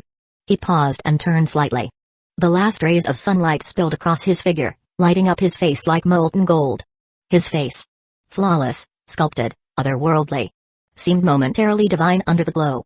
Yui Kurenai, Yuzuki Yujao, and several other kunoichi present stared blankly, frozen. Especially Kurenai and Yujao. In that moment, they were transported back to the battlefield. Recalling the faint, calm smile on Haru's face as he stood against the deadly might of Kurasuke Riga. He turned fully to face them. They were still silent, dumbstruck. All the male ninjas nearby wore unfriendly expressions, particularly the one with black hair, a goatee, and a cigarette dangling from his lips. His glare was sharp enough to cut steel. Haru Uchiha recognized him immediately. Sarutobi Asuma, son of the 3rd Hokage. And he also knew Asuma had long harbored feelings for Yui Kurenai, though she had never returned those feelings clearly. Now, it looked like Asuma considered him a romantic rival. Haru felt mildly annoyed, but didn't care much. The enemies he needed to face were Denzo, Itachi Uchiha, and Obito Uchiha. Asuma? Just a brat still stuck in the Academy of Life. Not even worth mentioning. Is something the matter? Haru's voice was calm as he looked at Kurenai. Kurenai quickly looked away, unable to meet Haru's eyes. A soft blush crept up her cheeks. She forced a smile to mask her nervousness. Well, Haru-kun. We just completed the mission, so we're planning a small get-together tonight. No thanks. I've got other things to do. He cut her off coldly before she could finish. Then turned and walked away. He hated noisy crowds. More importantly, did they have any idea what time it was? The Uchiha massacre was only a few days away. He couldn't afford to waste even a second. He had to grow stronger. Fast. There was no time for frivolous socializing. Oh. The light in Yui Kurenai's eyes faded instantly, and a hopeful glimmer was replaced by quiet disappointment. Her lips parted as if she wanted to call out to him again. But nothing came. Yuzuki Yujao stood beside her in silence, watching Haru's retreating back. She sighed softly. She had thought that after facing such a deadly enemy together, surviving such a brutal fight, their relationship would have at least grown closer. But it hadn't. He was still the same. Haru Uchiha. The man who kept the world at arm's length. As if no one could ever step into the fortress around his heart. He was a man shrouded in mystery. No matter what, Kurenai invited him so kindly and he rejected her like that. If you don't want to go, then fine. But don't act like you're above the rest of us. Such arrogance. Ugh. Asuma muttered bitterly behind them. Suddenly, he felt a pair of cold, piercing gazes lock onto him. Yui Kurenai and Yuzuki Yujao were staring at him, unblinking. Sensing the mood shift, he forced a laugh. What? I didn't say anything wrong. Asuma, I won't allow you to talk about Haru-kun like that. Kurenai said, her voice calm but firm. Neither will I. Yujao echoed, equally serious. With that, the two kunoichi turned and walked away without another word. Asuma stood there, stunned. What just happened? He had only said a few words. Why were they so angry? He'd known Kurenai for over 10 years. She had barely known Haru Uchiha for a few days. And yet. He sighed. Is being handsome really that important? Chapter 11, The Gaze from Denzo. Itachi Uchiha. Soon after Haru Uchiha, Kurenai Yui, and Yujao Yuzuki returned from their mission, word of their experiences began to spread throughout the village.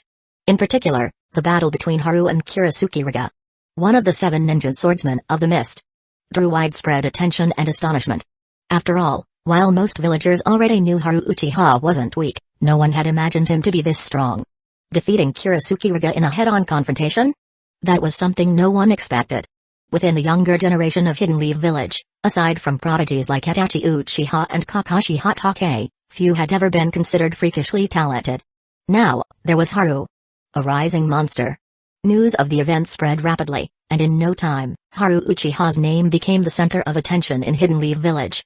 It triggered widespread discussion among the villagers and shinobi alike. And from that buzz, 2 clear factions began to emerge. One side became fervent supporters of Haru. They were thrilled that Hidden Leaf Village had birthed yet another powerhouse.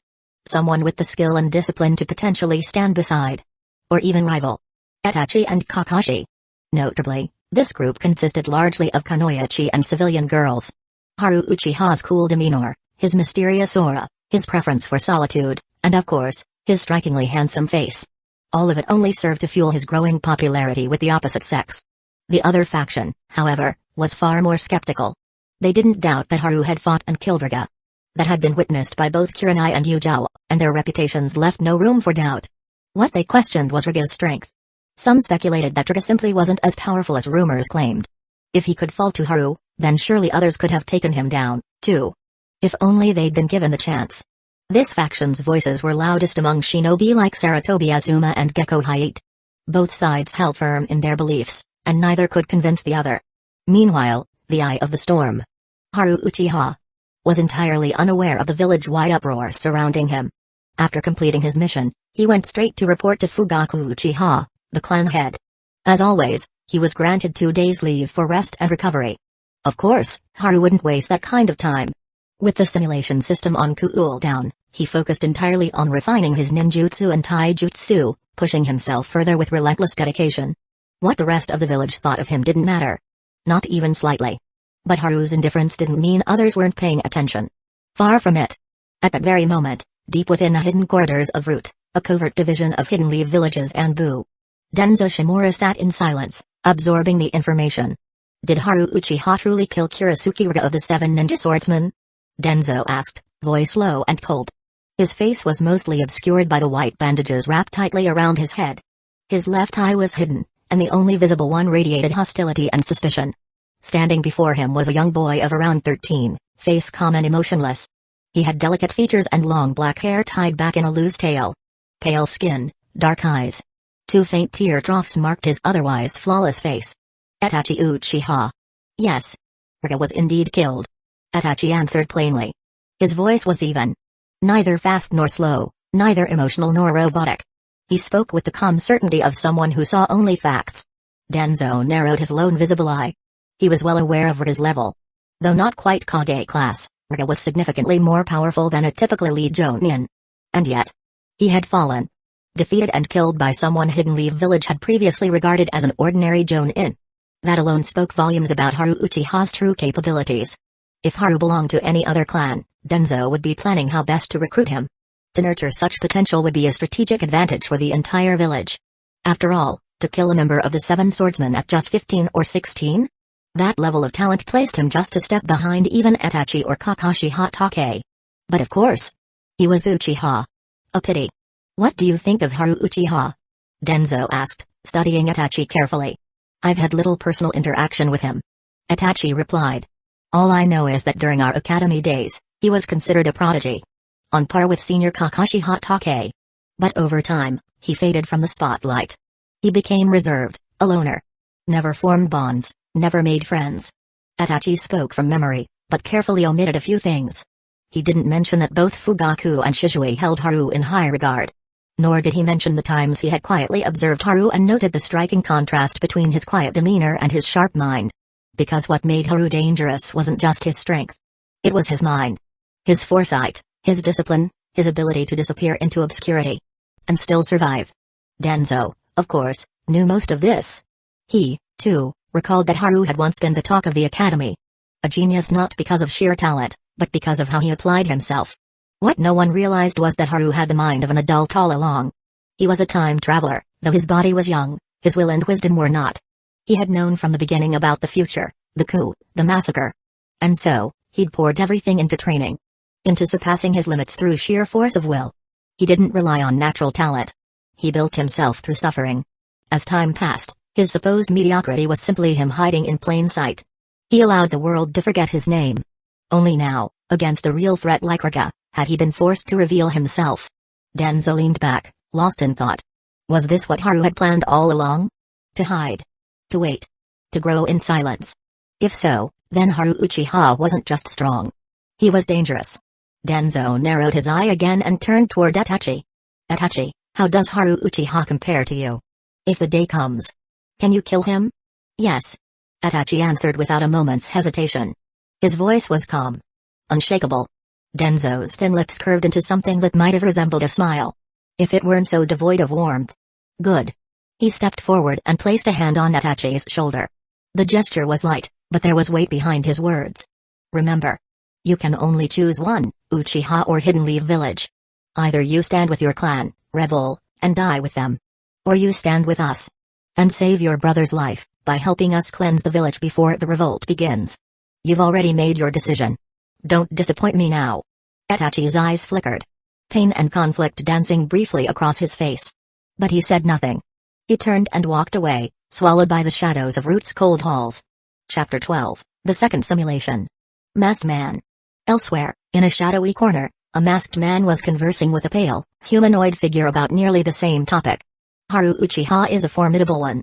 The masked man said. I saw with my own eyes. Kuro Hidden Mist Village Raga, one of the 7 ninja swordsmen of the mist, couldn't even put up the fight against him. The Uchiha clan.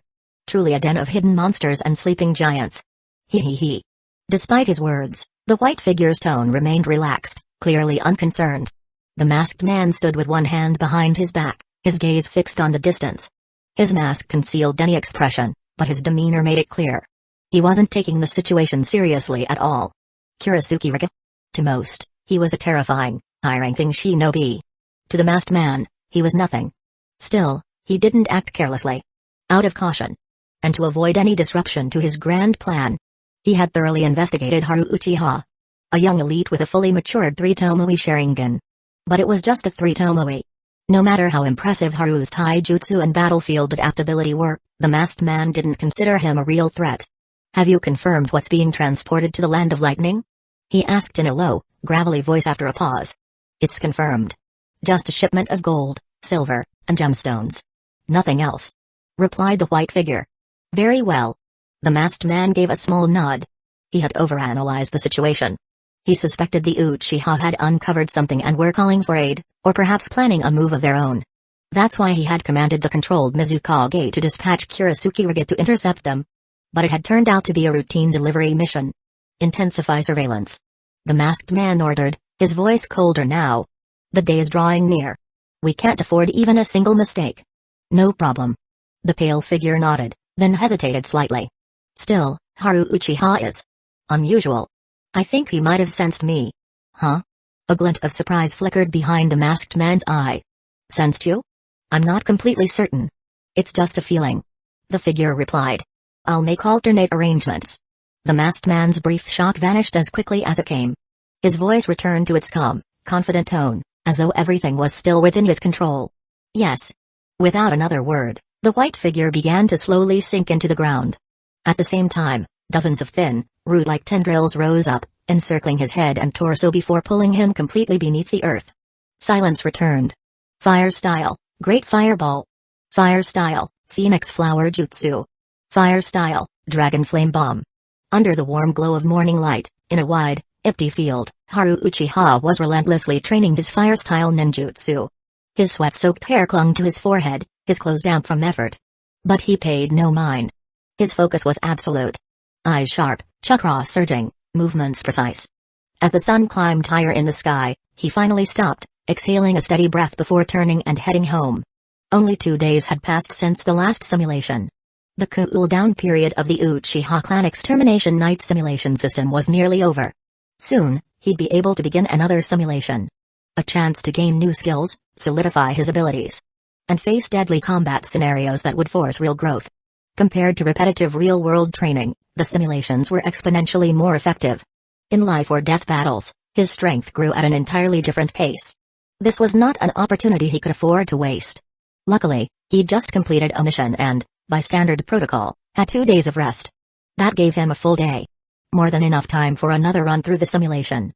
After returning home, Haru took a quick shower, changing into a clean outfit. The timing was perfect. 12:00, the Uchiha clan extermination night simulation system has finished cooling down. Initializing Uchiha clan extermination night simulation system. Simulation system activated. Transparent text shimmered in midair. System, begin simulation. Haru gave the command without hesitation. Simulation initiating. Current solidified ability, Otsutsuki physique, gold rank, possesses extraordinary regenerative power, approaching immortality in a heightened state.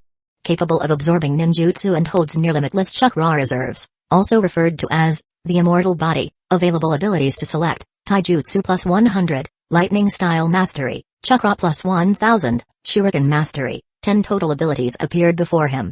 Haru could choose 3 new ones in addition to the gold-ranked Otsutsuki physique he had already solidified. Unfortunately, luck wasn't on his side this time. Most of the listed skills were low-tier. Blue or white rank. Not a single purple ability in sight. Still, Haru didn't let disappointment cloud his judgment. After all, he'd started the last simulation the same way. And hadn't he ended up with a gold-ranked ability in the end? No matter what, one must remain calm. Analyze with logic. Make the best possible decision under the circumstances. Complaining about bad luck only wastes time and weakens resolve. In the previous run, Haru had just obtained the Otsutsuki physique. Then time ran out. He hadn't been able to test it properly. Now, after 2 full days of hard training and fighting Kuro Hidden Mist Village Riga, he had a better sense of how powerful the golden ability truly was. He'd been looking forward to this. This time, he wanted to see how many members of the root organization he could kill. With the immortal body in play, how far could he push the simulation? He was also eager to test his growth against the true powerhouses. Itachi Uchiha, the prodigy of the clan, and the masked man, Obito Uchiha, masquerading as Madara. But everything had to come step by step. One stage at a time. Simple to difficult. This was the path Haru chose. He selected 3 random abilities from the available list. None were particularly meaningful. And immediately entered the simulation. In the blink of an eye, the world shifted. A dark night blanketed the scene in eerie silence. Wind howled outside, sharp and unsettling. Just like before. Haru didn't hesitate. He moved to the window, ready to leap outside. His target remained unchanged.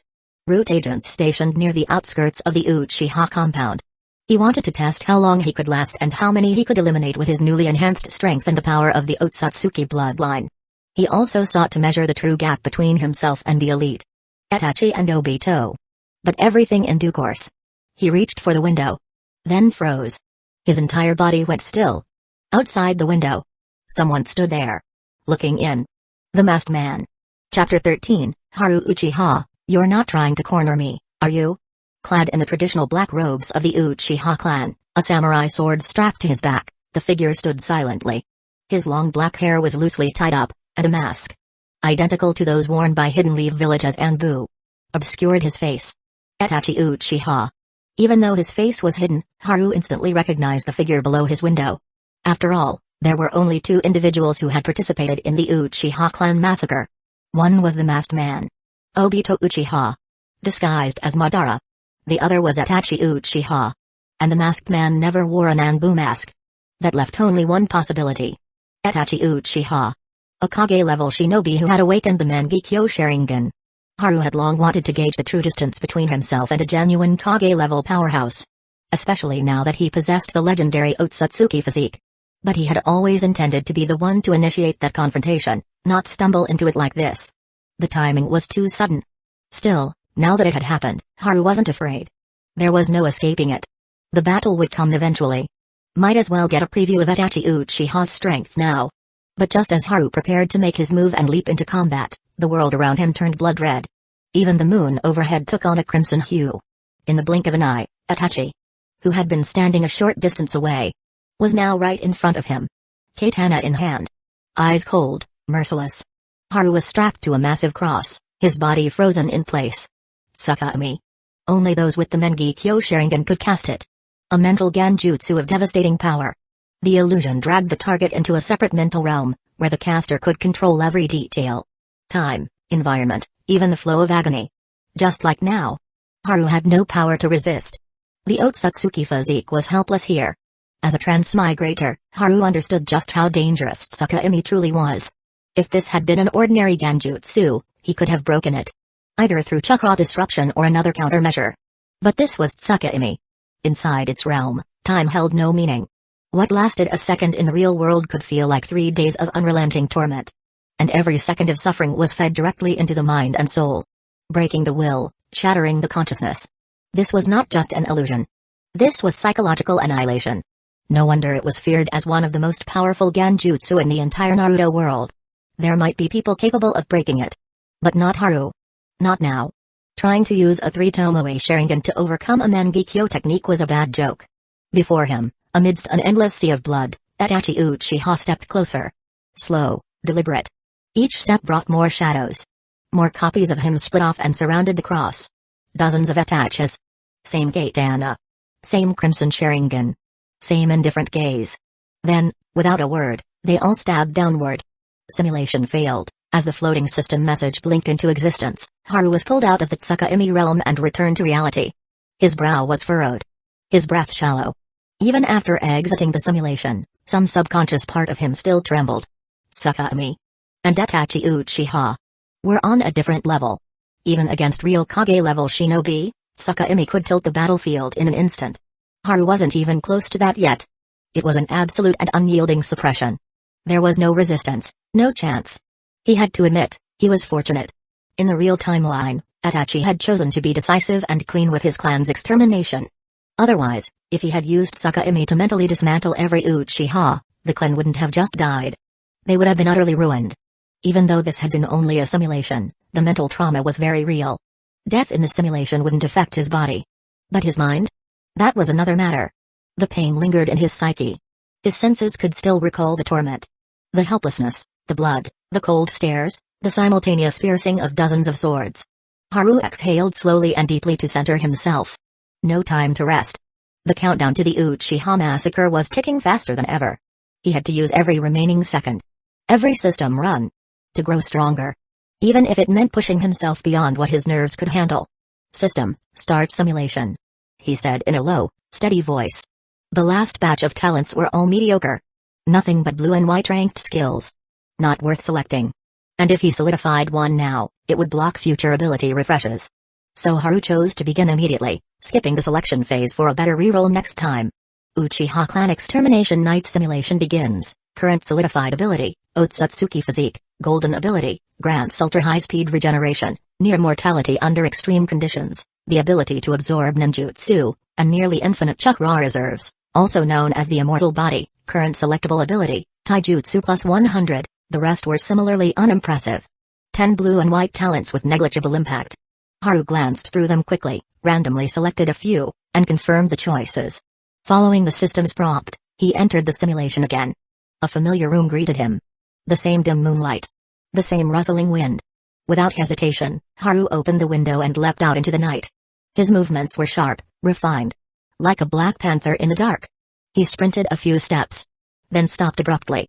A figure had appeared directly in front of him. No sound. No warning. Even with his 3-tomoe Sharingan active, Haru hadn't sensed a thing until the moment the figure materialized. Alarmed, he instinctively looked forward. The same Uchiha robes. Katana on his back. Black hair tied casually. An Anbu-style mask. Itachi Uchiha. Standing with arms crossed, his eyes gleamed crimson. Inside the glowing red pupils, the tomoe rotated and merged, forming the 3-pronged shape of the Mengekyo Sharingan. In the next instant, the world shifted again. A red sky. A blood-red crescent moon. Haru found himself crucified once more, bound and immobile. Itachi walked toward him, blade in hand, gaze devoid of mercy. Simulation failed, damn it, Itachi Uchiha. Do you have a personal vendetta against me or something? Once might have been chance. Twice? That was pushing it. Even Haru, usually composed and cold, couldn't help swearing under his breath.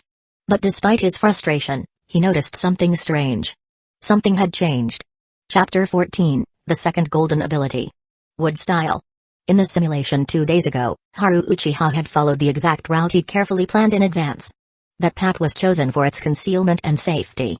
He had run through simulations 20 or 30 times without encountering any problems.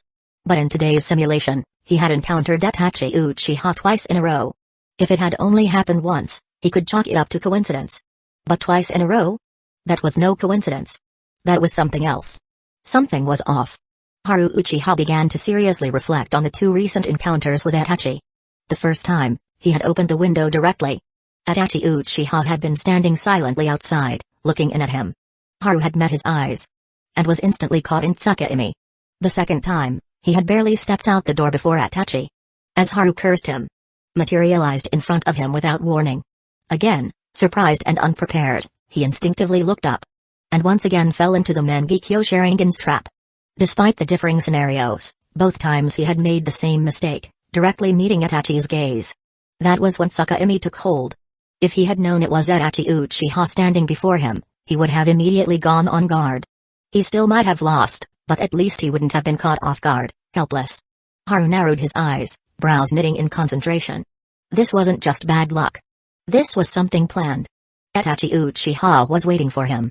But why would Itachi be waiting for me? Haru muttered, his voice low. There shouldn't be any reason for him to target me specifically. From the moment he had arrived in this world, Haru had known the massacre of the Uchiha clan was inevitable.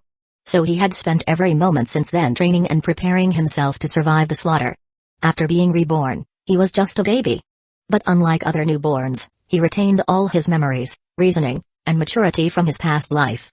That meant while he was physically small, mentally he was still a grown man.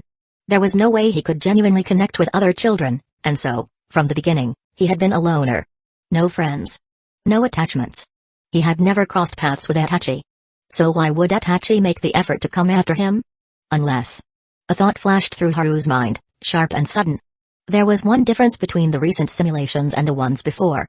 In the 2-day cool-down period between simulations, he had accepted a mission. During it, he had killed Kurisuke Riga, one of the 7 ninja swordsmen of the mist. That had drawn attention. A lot of it. Many who knew of him didn't believe Haru was strong enough to pull that off. But he had. Maybe that feat caught Itachi Uchiha's attention. Maybe Itachi, calculating and ruthless as always, decided to remove any threats in advance. The more Haru thought about it, the more sense it made. That was the only plausible explanation for why Itachi had actively waited for him in the simulation. Not once, but twice. Things change. Circumstances evolve. The simulation was more realistic than he'd imagined. But running into someone like Itachi Uchiha every time meant he had to constantly face an opponent who wielded Mangekyo-level illusions like Tsukimi. He looked up at the clock. 12:01 a.m. He had already completed 2 simulations, and only a single minute had passed in the real world. Being trapped in Tsukimi wasn't entirely without benefits, he realized. Could he use these repeated battles to grow stronger? Even if he didn't gain new abilities right away, at least he had more chances to refresh the golden ones. Maybe he'd get something that could help him stand against Itachi. System, start simulation. In the next simulations. Every time Haru encountered Itachi Uchiha. Every time, he fought. And every time, he lost. At first, without any preparation, he was immediately caught in Tsukimi and the simulation failed. Later, even with preparation, desperate and determined, he still ended up dragged into that same blood-red world, nailed to the cross. The process changed slightly each time, but the result never did. Failure. Still, the constant fights weren't meaningless. Each life or death clash pushed his body to adapt. His Otsutsuki-enhanced physique showed noticeable improvement, and even his Sharingan's pupil power evolved significantly. That gave Haru a small sense of satisfaction. He hadn't been able to obtain any truly game-changing new abilities yet, but it hadn't been a complete waste of time either. The clock ticked steadily on the wall. 8:24 p.m. Darkness had fallen. Another simulation had passed, another piece of the night lost. Time was running out. After briefly gathering his thoughts, Haru called out again. System, start simulation. Uchiha Clan Extermination Night Simulation begins. Current solidified ability, Otsutsuki Physique, Golden Ability, current optional abilities, Illusion plus 100, Blue, Shuriken Jutsu Mastery, White, Taijutsu Master, Blue. Wood Style, Gold. As the abilities unfolded before him, One golden icon suddenly stood out. His breath caught. Wood style, golden ability, the legendary KK Genkai of the first Hokage, Senju Hashirama. A nature transformation combining earth and water chakra to create living wood constructs from the user's own chakra.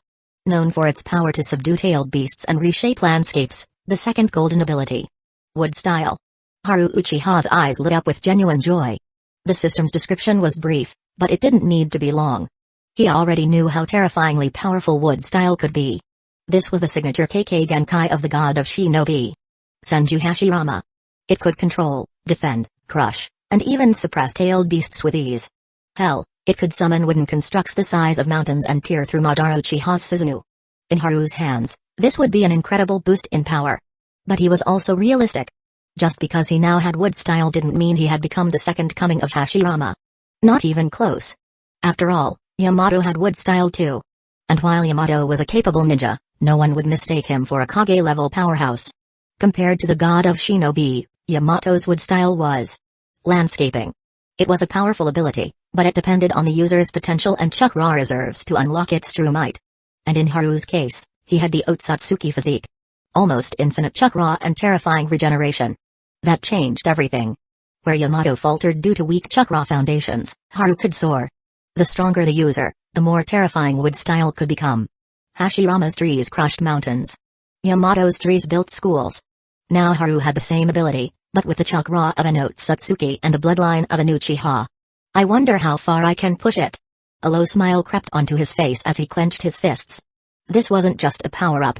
This was a game changer. He could already feel the tides turning. Chapter 15, Itachi Uchiha, I have a big advantage this time. Otsutsuki physique, golden ability, possesses an extremely powerful regenerative ability, comparable to immortality in its peak state. Capable of absorbing ninjutsu, with nearly infinite chakra reserves, wood style, golden ability, a unique KK Genkai created by the first Hokage, Senju Hashirama. Formed through the fusion of water and earth chakra natures. A powerful ninjutsu where the user utilizes their chakra as a life force to manipulate wood. Ganjutsu plus 100, blue ability, sharply enhances the user's ability to cast and resist illusions. Taijutsu mastery, blue ability, greatly amplifies the user's effectiveness in hand-to-hand combat. After selecting the golden ability wood style along with two blue abilities, Haru Uchiha once again entered the simulation. A familiar room. A dark, silent sky. The breeze howled softly across the rooftops. Everything was exactly the same as before. But one thing had changed. His power. And not just a little. If Haru Uchiha had previously hovered just above the level of an elite Jonin, still shy of being truly considered Kage level, then with the addition of wood style, he had finally stepped over that threshold. Opening his palm, Haru channeled his chakra. A small green sprout emerged from the center of his hand, unfurling with astonishing speed. In mere seconds, it blossomed into a young tree, brimming with vitality and strength. Wood style. Now this is interesting. He half closed his eyes, watching the tree with growing anticipation. That thrill of power coursing through his veins was intoxicating. In previous battles with Itachi Uchiha, the gap between them had been painfully wide. The Mangekyo Sharingan's dominance was undeniable. But now, Itachi Uchiha had the Mangekyo Sharingan. And Haru Uchiha had wood style. The outcome was no longer so certain. He turned off the lights, leaped silently onto the roof, and waited. The air stilled. Even his heartbeat sounded thunderous in the silence. Then, creak. The door opened. Moonlight spilled across the floor, casting a long, ominous shadow. Itachi Uchiha. He stepped inside slowly, deliberately. The red gleam of his Sharingan flickered in the dim light, both beautiful and terrifying. Whoosh! The moment Itachi set foot inside, Haru struck. From the shadows, 3 kunai flew toward Itachi, slicing through the air with murderous intent. But just before impact, Itachi's form dissolved into a murder of crows, fluttering into the darkness. A clone. Thud. Thud. Thud. All 3 kunai embedded into the floorboards. Haru wasn't surprised. Itachi Uchiha was a genius. No one could take him down so easily. He dropped to the ground, landing silently just as the glint of Itachi's Mangekyo Sharingan shimmered through his mask. To counter Tsukaimi, you needed greater ocular power than the caster. Haru didn't have that. Not yet. There was no way his 3 Tomoe Sharingan could match the Mangekyo. But he had studied the technique. He knew the counters. First. Distance. Though Tsukaimi was powerful, its casting range was limited. 5 meters. Any further, and it couldn't be activated. Second. Eye contact. Direct or indirect visual connection with the Mangekyo Sharingan was required to initiate the illusion. Now, Haru was staring directly into Itachi's eyes, but from 5 meters away. So he didn't flinch. He stood his ground. Denzo was right. Itachi said flatly. You're not ordinary. Haru sneered. Since when did the Uchiha start licking Denzo's boots? A traitor. A butcher of his own clan. No matter what noble reasons Itachi claimed to hide behind, he could never wash away that blood. For the first time, a flicker of emotion passed through Itachi's eyes. The Mangekyo Sharingan glowed a little brighter. Before dimming again. It wasn't for Denzo. It was for the village. To prevent war. But it doesn't matter now. You're going to die tonight. Haru's lips curled into a cold grin. Confident, are we? And he had reason to be confident now. Wood style, combined with the regenerative, chakra-absorbent Otsutsuki physique. His strength was nothing like before. Itachi didn't reply. But his eyes told the story. The Mangekyo gleamed crimson. Cold. Certain. As one of the greatest talents to emerge from the Uchiha clan. And all of Hidden Leaf Village. Itachi carried his own unshakable pride. His belief in his abilities. In the power of the Mangekyo. After all, Haru's Sharingan was still only a 3 tomoe. The gap between that and the Mangekyo was enormous. A chasm. In the entire history of the Uchiha clan, countless shinobi had awakened the 3 tomoe Sharingan. But only a handful had ever unlocked the Mangekyo. Each of them legends in their own right. Itachi's confidence wasn't arrogance. It was fact. In the darkness, their eyes glowed. A red standoff of deadly intent. Then. Swish. Haru vanished. The power of the Otsutsuki physique surged through him, and he disappeared from his spot in a flash of speed. Too fast. Even with the Mangekyo Sharingan, Itachi couldn't track his movement clearly. He narrowed his eyes slightly. He had already done his research. After Haru killed Kurokiraga, one of the 7 ninja swordsmen of the mist, Itachi had taken it seriously. Very seriously. This wasn't some reckless mission. This was the night of extermination. Failure was not an option. Every move had to be precise. Every enemy thoroughly understood. Haru Uchiha. 3 tomoe Sharingan. Strength, above elite Jonin, below Kage level. High proficiency in Taijutsu, Shuriken Jutsu, and Elemental Ninjutsu. Strong resilience against ninjutsu damage. That was the information gathered. But what he was seeing now. This speed was far beyond what he'd anticipated. Even with preparation, even with confidence. Itachi felt a chill of surprise run down his spine. No wonder both Denzo and that person insisted I handle this personally. This was no longer the same Haru Uchiha from before. Chapter 16, Do you know you've fallen into an illusion? Swish, swish, swish. Itachi Uchiha unleashed a flurry of kunai and shuriken like a rainstorm, his movements fluid and precise, as if throwing weapons cost him nothing. In the dead silence of the night, the sound of metal slicing through air echoed ominously. Hundreds of kunai and shuriken wove into a massive, deadly net, all aimed at Haru Uchiha. Fire style, great fireball. Haru swiftly formed hand seals, his fingers moving in a blur as he channeled his chakra. His strength had long since surpassed the level of an elite Jonin. He was now undeniably Kage level. The physique granted to him by the Otsutsuki bloodline had undergone astonishing improvements. His taijutsu, resilience, healing ability, and chakra reserves had all reached new heights. Compared to his former self, he was now several times more powerful. Although the fire style, Great Fireball, was considered a basic fire-style jutsu, Haru did not hold back. He poured an immense amount of chakra into it, amplifying its power to its limits. A colossal fireball surged forward, blazing with intense flames and radiating heat waves that scorched the air. It surged ahead like a blazing comet, incinerating every incoming kunai and shuriken in its path. But at that very moment, behind Haru, another Itachi appeared silently like a phantom. He gripped a katana tightly in his hand and slashed down toward Haru with deadly precision. Thanks to his fully awakened Sharingan, Haru sensed the sudden danger and immediately twisted to the side, catching sight of Itachi's blade descending upon him. A clone. While launching that overwhelming barrage of weapons, Itachi had the presence of mind to set up a clone in advance. Truly worthy of the title Genius Ninja. Faced with the meticulously timed strike, Haru tried to dodge, but he was too late. The blade landed squarely on his chest. Yet, there was no blood. The Haru that had been struck gave a faint smirk and slowly dissolved into nothingness. It had been a clone as well. Even Itachi's Mangekyo Sharingan hadn't been able to detect it. In the darkness behind him, a kunai was now pressed coldly against Itachi's spine. You let your guard down, Itachi. It was Haru's voice. Long before Itachi had entered the building, Haru had already used wood-style, wood clone technique to set up the trap. Unlike the standard shadow clone technique, the wood clone was more advanced, retaining all the advantages of a shadow clone while closely mimicking the chakra and physical signature of the original body. So much so that even the Mangekyo Sharingan could be deceived. And now, with a simple push of the kunai, Haru could end the life of the village's most celebrated genius. But Itachi showed no fear. He remained calm, completely composed. "Is that so?" he said softly. "Are you sure what you're seeing is real?" As the words left his lips, the world around Haru twisted. Itachi vanished. So did the kunai in his hand.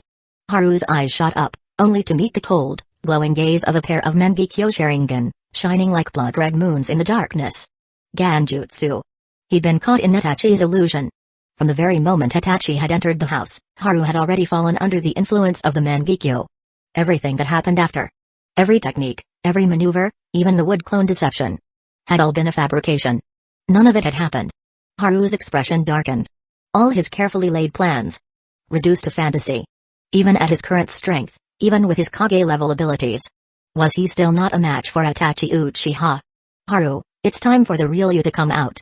Itachi looked at the distressed figure of Haru and spoke cryptically. Haru frowned, his expression genuinely puzzled. As if he didn't understand what Itachi meant. "This is still your clone, isn't it?" Itachi said in a low, steady tone. The embarrassment and surprise on Haru's face slowly melted away. He returned to his usual calm, composed demeanor. Clap. Clap. Clap. A round of applause echoed from the shadows behind him. A figure emerged, clapping slowly. It was Haru Uchiha. The real one. The one before Itachi flickered like a projection and then dissolved into glimmering particles of light. "I didn't think you'd see through it so easily," Haru said as he stepped forward. There was a hint of admiration in Itachi's tone. "You've gone further than I expected. In the entire Uchiha clan. And even across all of Hidden Leaf Village. Only two others from the younger generation could be considered his equals, Shizue Uchiha and Kakashi Hatake. Now, there was a third. And this one had remained hidden in the shadows. Before this confrontation, no one would have believed that a boy with only a 3 Tomoe Sharingan could actually see through Itachi's Mangekyo illusion. Haru gave a cold, knowing smile, choosing not to reply. He wasn't the only one in the Uchiha clan who kept his power hidden. Everyone knew Itachi was a prodigy. An Anbu at a young age, already with many feats under his belt. But who would have guessed that a 13-year-old boy had already stepped into the realm of the Kage? And not just any Kage-level shinobi. One who, backed by the power of the Mangekyo Sharingan, could go toe-to-toe with legends. An almost terrifying level of talent. Itachi paused, then said. "If circumstances were different, we might have been friends. But now, I have to kill you." His voice was even, but the pressure behind it was overwhelming. "Kill me?" Haru smirked. "You can try." Without hesitation, Haru began forming seals rapidly. Wood style, deep forest emergence. The ground beneath them shuddered violently. From the earth, saplings burst forth at an unnatural speed, rapidly growing into trees, then transforming into towering giants with massive, spreading branches. In seconds, the entire Uchiha compound had turned into a dense, unrecognizable forest. Itachi's expression darkened. His Sharingan spun rapidly, trying to process what he was witnessing. This chakra signature. This elemental nature. Wood style. It was unmistakably wood style. The legendary KK Genkai of the first Hokage, Hashirama Senju. But how? How could someone from the Uchiha clan possess it? Itachi's mind reeled. Before he could react, the trees surged to life. Thick trunks, vines, and branches twisted and coiled with frightening agility, like a nest of serpents. They lunged at him from every direction, forming a monstrous, writhing net, locking him in from all sides. It was a forest with a will of its own. Haru's will. A bloodline power that defied logic. Now wielded by an Uchiha. The impossible was unfolding before his eyes, and Itachi Uchiha, for the first time in a long while, found himself on the defensive. Chapter 17, Wood Style, Advent of the Sea of Trees. Wood Style, Advent of the Sea of Trees. One of the most iconic techniques in wood style. By using one's own chakra as a source of life, the user instantly creates an entire forest. Every branch, vine, and tree within this domain falls under the absolute control of the caster. This jutsu shares similarities with another of the same style. Wood style, deep forest emergence. But differs in terms of range and chakra consumption. With Haru Uchiha's current chakra reserves, he could perform deep forest emergence, but that technique demands an immense amount of chakra and is meant to be a finisher. And even then, against someone like Itachi Uchiha, even a finisher may not be enough. Considering the potential duration of the battle, Haru Uchiha decisively chose to deploy Advent of the Sea of Trees instead. Vines and branches surged from all directions, thick and fast. Itachi swiftly responded, using the teleportation jutsu to evade. But inside this massive forest conjured by wood style, every tree was under Haru's command. This was Haru's domain. How could anyone expect to escape it with mere teleportation jutsus? Fire style, dragon flame jutsu. Itachi quickly formed seals, inhaled, and exhaled a stream of scorching flames. A great fire dragon roared forth, crashing into the forest with devastating force. Boom! A thunderous explosion rocked the area as vines were incinerated, snapped, and reduced to ash. A temporary gap opened in the entangling forest. But Itachi didn't have time to move. The opening he had carved out was quickly resealed by more vines and branches, surging in like living creatures. The destroyed vegetation regenerated at an astonishing pace, fed directly by Haru's chakra. The forest closed in again. So this is the legendary wood style? Beneath his Anbu mask, Itachi Uchiha frowned slightly. Centuries ago, the legendary Madara Uchiha, wielder of the eternal Mangekyo Sharingan, fought against Hashirama Senju, the first Hokage, in the Valley of the End. Madara lost. Back then, it was this very power, wood style, that overwhelmed the Uchiha clan's strongest warrior. It was believed that after Hashirama's death, the wood style would vanish from the world. And yet today, he faced it again. And its power was terrifying. Under different circumstances, Itachi might have welcomed the chance to test himself against this jutsu. Could the fabled wood style truly suppress the Mangekyo Sharingan? He had always doubted it. After all, the Sharingan was the pride of the Uchiha clan. How could it be inferior? But tonight was not the time for experimentation. Tonight was the night of the Uchiha clan's annihilation. He had more urgent tasks. Lingering here would be unwise. With that, Itachi made his choice. He would prioritize the mission. Fire style, Fireball Jutsu. Fire style, Rage of Sages, Flame of Phoenixes. Fire style, Majestic Flame Annihilation. One after another, Itachi unleashed a relentless barrage of fire-style jutsu. From afar, the forest seemed to explode into daylight as firestorms consumed everything. The roaring heat warped the air. Flames surged high, licking the sky and devouring the trees whole. Even the wood-style regeneration couldn't keep up. Soon, the forest was reduced to cinders, its ashes scattered in the wind. The sea of trees was no more. Yet Haru Uchiha remained calm. Given Itachi's prowess, he had anticipated this result. Still, he was deeply satisfied with his newly awakened wood style. The bloodline of the god of shinobi really is something else. Especially when enhanced by the Otsutsuki physiology coursing through his veins. That divine bloodline pushed his chakra volume, physical regeneration, and sensory prowess to near inhuman levels, amplifying the true power of wood style. This was critical. Hashirama Senju's terrifying strength came not just from his Kekkei Genkai, but also from his sage body. The source of his massive chakra reserves. That allowed him to wield wood style with reckless abandon, unleashing its full potential. There were others in the world who possessed fragments of the same bloodline, but lacking the physical endurance, their wood style fell short. And in terms of raw physical constitution, Haru Uchiha's Otsutsuki lineage arguably surpassed even Hashirama's sage body. The only gap now was in the realm of mastery. Thus, while Haru's wood style hadn't yet reached the level of Hashirama Senju, it was still potent enough to go toe-to-toe with someone like Itachi Uchiha. For someone like Haru, this kind of duel had only existed in simulation. Until now. Yet he noticed something curious. Itachi hadn't used Tsukuyomi. His Mangekyo Sharingan's most dreaded illusion. Was he cautious? Was he unsure? Tsukuyomi was deadly, yes. But if it failed, the rebound could be devastating. Even a minor miscalculation could spell defeat. Unless he was nearly certain of success, Itachi would hesitate to activate it. Itachi, breathing heavily now, finally showed a glimmer of tension. Even for a Kage-level shinobi, unleashing a dozen large-scale fire jutsu was a taxing endeavor. Wood style. This wasn't some elemental trick. This was Hashirama's legendary Kekkei Genkai. And Haru Uchiha had mastered it. No more underestimating him. For the first time, Itachi recognized him as a true equal. Swish, swish, swish. Shuriken and kunai flew from Itachi's hands, a glittering arc of steel aimed directly at Haru. Wood style, domed wall. Haru's hands blurred into seals. Thick wooden pillars shot up from the earth, curving inward to form a protective dome around him. Clang. Clang. Clang. Metal met wood. The projectiles clattered harmlessly against the dome's surface. But just as Haru dispelled the wooden dome, swish! Another Itachi appeared behind him, seemingly from nowhere, shuriken already in hand. He launched it at Haru's back. But Haru didn't even flinch. He spun, deflecting it with a kunai of his own. 1, then 2, then 3 strikes in rapid succession. He had seen this trick before, during the earlier Genjutsu. He wouldn't fall for it again. Or so he thought. Wait. No. Something felt off. A surge of dread flooded his senses. This wasn't just a shuriken. This was the windmill triple-bladed shuriken. The third sword of the Sharingan. What he deflected had only been bait. The true attack came from the shadow. The hidden third sword. Spinning at high velocity toward his flank. With barely a second to spare, Haru activated the teleportation jutsu and vanished from its path.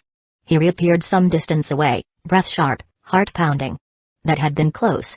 Too close. Even with his Otsutsuki resilience and rapid healing, an impact from that weapon could have been fatal. Itachi Uchiha. Not only did he possess the Mangekyo Sharingan and Kage-level strength, he had the mind of a demon tactician. A cold, calculating killer who missed nothing. How terrifying. Chapter 18, a 13-year-old Kage-level warrior is so terrifying. Fire style, Great Fireball. Haru Uchiha and Itachi Uchiha formed hand seals simultaneously and unleashed their ninjutsu.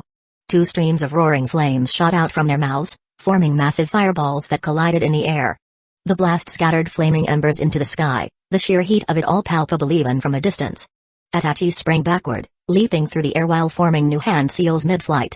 Haru, meanwhile, remained rooted in place, a shuriken at the ready in his hand. But behind Itachi, unseen and silent, a charred, dried-out tree trunk twisted to life, animated by Haru's chakra. It slithered and reached, creeping towards Itachi's exposed back. Itachi didn't flinch. He continued weaving seals, apparently unaware of the approaching threat. Fire style, Great Flame Ball.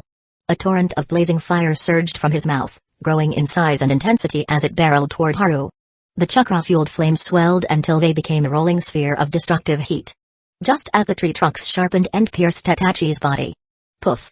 The body exploded into a swirl of black feathers.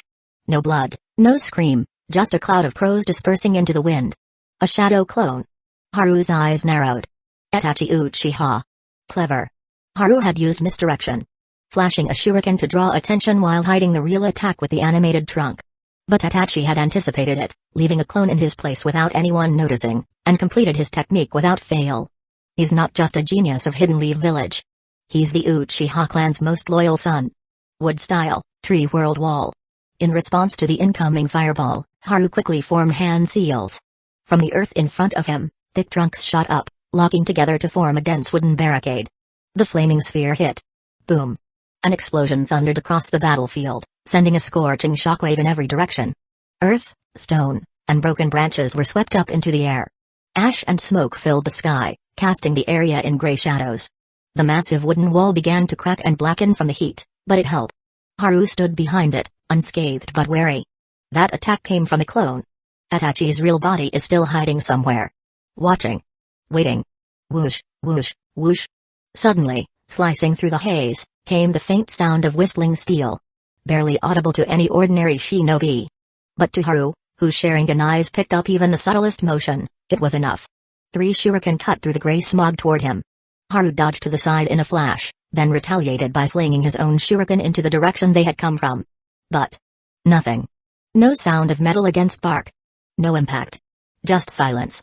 Itachi remained hidden. Silent, invisible in the chaos. From deep in the shadows, another kunai flew out, this one trailing a glowing paper tag.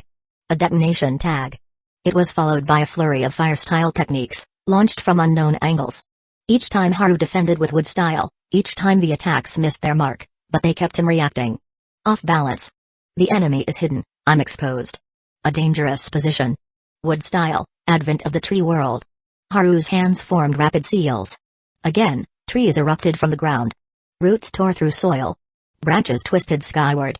In mere moments, the ruins of the Uchiha clan settlement had transformed into a vast, living forest. Now, Haru controlled the battlefield. Now, nothing within the trees could move without him knowing. Including Itachi. Including the others.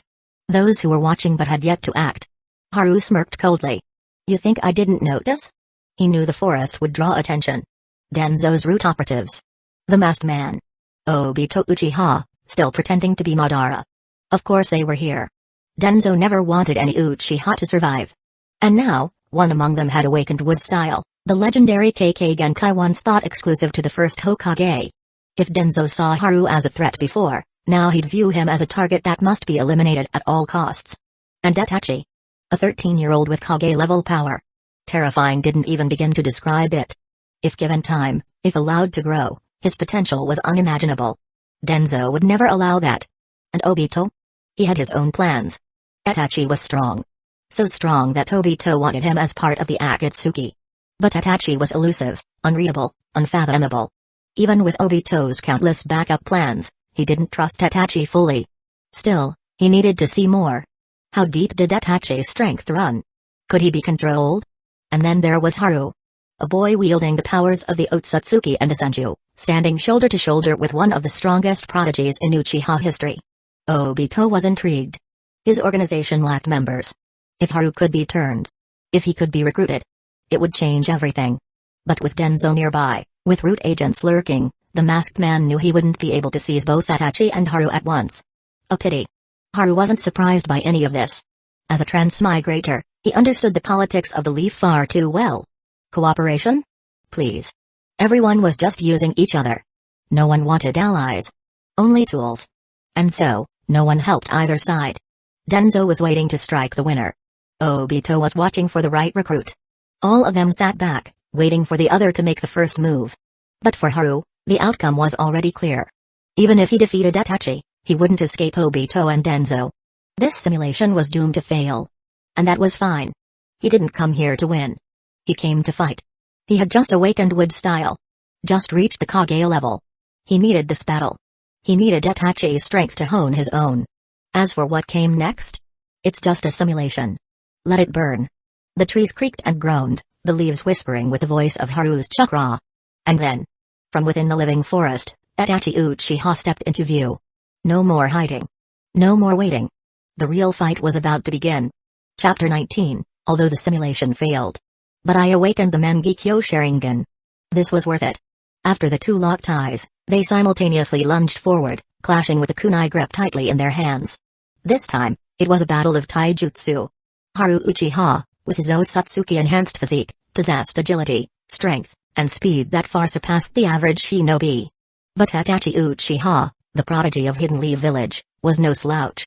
He too was highly skilled in close combat. Their exchange was rapid and intense, neither managing to gain the upper hand after several swift collisions. Fire style, Rage of Sages, Flame of Phoenixes.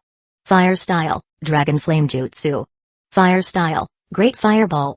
Flames erupted in rapid succession, signaling the abrupt end to their melee exchange. From previous intel, Itachi knew Haru Uchiha excelled in taijutsu. After all, even Kuro Kaibaruka, one of the 7 ninja swordsmen, had fallen at Haru's hands. Itachi had no intention of engaging in prolonged hand-to-hand combat where Haru held the advantage. The same logic applied to Haru. Engaging in close combat meant closing the distance, and that posed a huge risk. The threat of falling into the Tsukuyomi cast by Itachi's Mangekyo Sharingan. Despite Haru's boosted ocular power, he still wielded only a standard 3-Tomoe Sharingan. Compared to Itachi's Mangekyo, the difference was qualitative, not just quantitative. In terms of Ganjutsu, Haru would be at a distinct disadvantage. He couldn't afford to take that chance.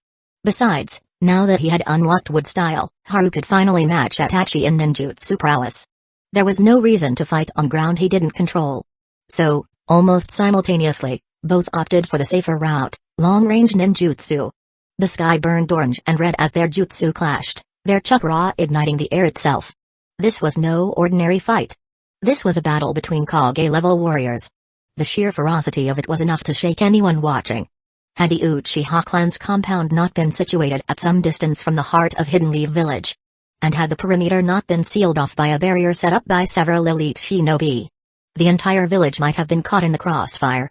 Hidden in the shadows, the masked man, Denzo, and the root operatives watched silently.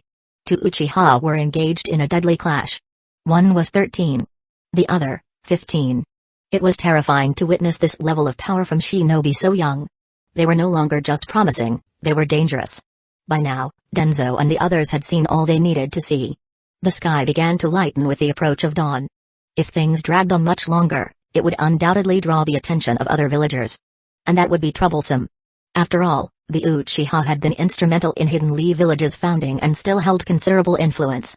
A clandestine mission to wipe them out could never be publicly acknowledged. If word of this night leaked, who could predict how the other clans would react? It would fracture the fragile unity Hidden Leaf Village still held on to. It was time to end this. As Haru and Itachi exchanged devastating jutsu, Denzo emerged from the shadows, leading his root operatives into the battle.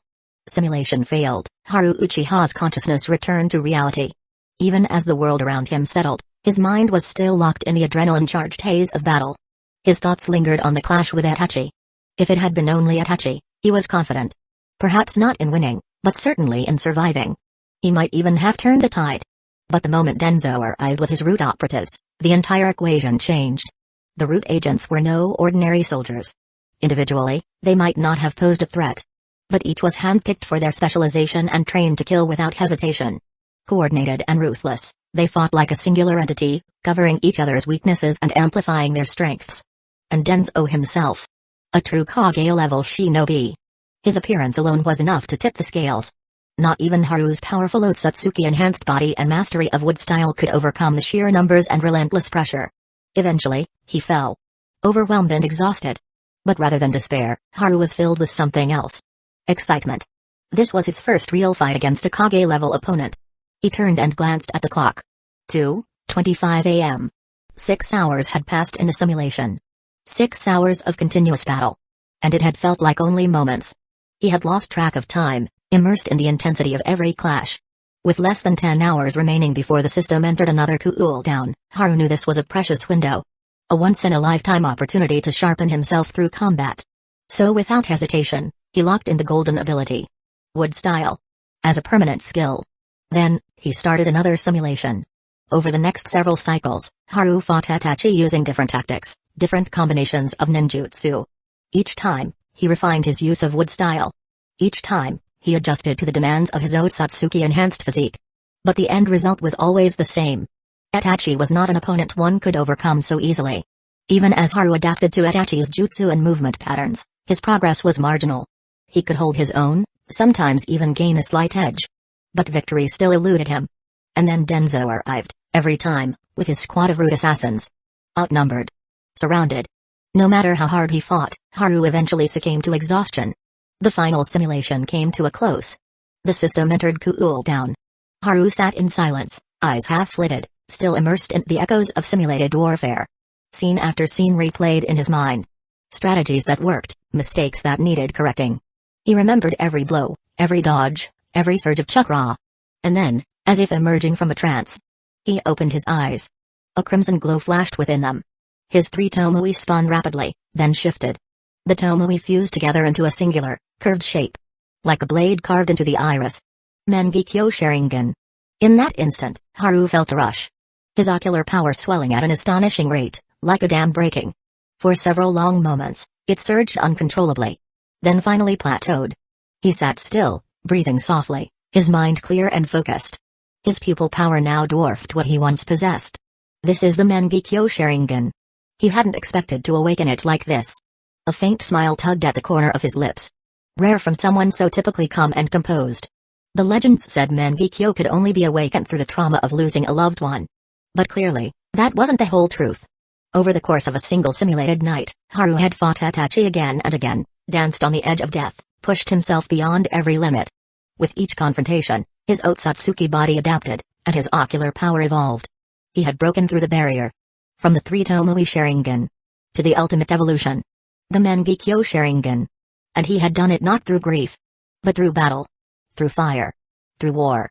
Through sheer will. Chapter 20, Good Boy, Are You Pretending to be Madara Uchiha? The evolution of the Sharingan from the 3 Tomoe form to the Mangekyo state wasn't just a simple boost in pupil power. It marked a massive leap in overall ability. Haru could feel it immediately, his chakra reserves surged, his perception sharpened to an extreme degree, and his physical speed heightened considerably. And then came the unique technique exclusive to his Mangekyo Sharingan, Izanagi. Born from the 6 Paths Sage's divine technique. Creation of all things.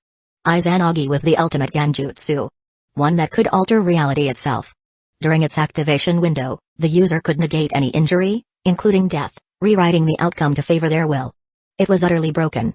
But the price for wielding such power was devastating. Typically, using Izanagi meant sacrificing the vision in the eye that cast it. Permanent blindness. However, when Izanagi manifested as Haru Uchiha's Mangekyo ability, it came with a critical difference. Instead of permanent blindness, it merely consumed a portion of his pupil power. Just like any other high-level Sharingan jutsu. That was massive.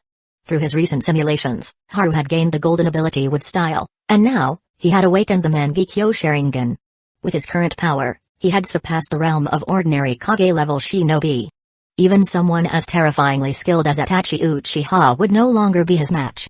The crimson light of his Mangekyo gradually faded, his eyes returning to their calm, black state. After a moment of mental preparation, Haru made his way to the Hidden Leave Village Police Force headquarters. He'd already used up his 2-day mission leave. 1 day spent training, the other locked in combat within the simulation system. It was time to resume his duties. Although he now stood at the pinnacle of power in Hidden Leave Village. Perhaps even across the 5 great nations. He knew the Uchiha massacre night hadn't yet arrived. He couldn't afford to attract too much attention. Overexposing himself could lead to unpredictable ripples in the timeline. Possibly even altering the events that were already fated to unfold. That would be asking for disaster. The primary function of the Hidden Leave Village military police force was to maintain peace and order within the village. But with tensions between Hidden Leave Village and the Uchiha clan escalating daily, the police force had become more of a hollow shell than an actual authority. The trust between the village and the Uchiha had eroded beyond repair. Hidden Leave Village no longer believed in the Uchiha, and the Uchiha had no desire to protect the village that treated them like enemies. As Haru approached the main gate of the police force headquarters, whispers trailed in from all sides. Hey! That's Haru Uchiha, isn't it? Is it true he killed Rikakura, one of the 7 ninja swordsmen of the mist? I heard he defeated him using only taijutsu. Their gazes were different this time. No longer indifferent or dismissive. They looked at Haru with awe, curiosity, and even a touch of fear. This had never happened before. Haru Uchiha had always been known as a calm, quiet, and withdrawn figure. He rarely initiated conversation, had no close friends, and kept to himself. Most treated him like a ghost in the compound. Transparent and easily forgotten. But now, that invisible ghost had done the impossible. He had defeated Rikakura, one of the feared 7 swordsmen of the mist. Infamous for wielding the Thunder Twins, twin blades crackling with lightning-style chakra. The news had spread like wildfire throughout the village. It reached the Uchiha clan, too, and they were left in disbelief. Was Riga overhyped? Or had Haru, the silent shadow in the background, actually become this powerful? Despite the murmurs, Haru ignored them all. What others thought of him was meaningless. After all, in just a short time, most of these people would be dead. Why care about the opinions of corpses? He walked into the police force station, signed his name for duty rotation, and received no special missions. As usual, he patrolled the village streets in silence. By the time his shift ended, the sky had turned dark. He walked home alone. Halfway through his usual route, a chill ran down his spine. Someone was watching him. His instincts screamed it. Before unlocking the Mangekyo, Haru might not have noticed. But now, with his sensory perception dialed up to near God level, even the faintest disturbance in the air couldn't escape him. Still, he didn't react. Instead, he adjusted his direction, choosing a more deserted path. One that led into a remote alley behind a residential district. Night had fallen completely. The streets were quiet. Everyone was home by now. No one would be here unless they had a reason. In the stillness, Haru halted his steps and turned toward a specific patch of darkness. You noticed me? Impressive. A figure emerged from the shadows. He wore a black cloak, a sword at his waist, and an orange mask etched with spiraling black lines, leaving only a single eye exposed. The masked man. I didn't expect you to sense me so quickly.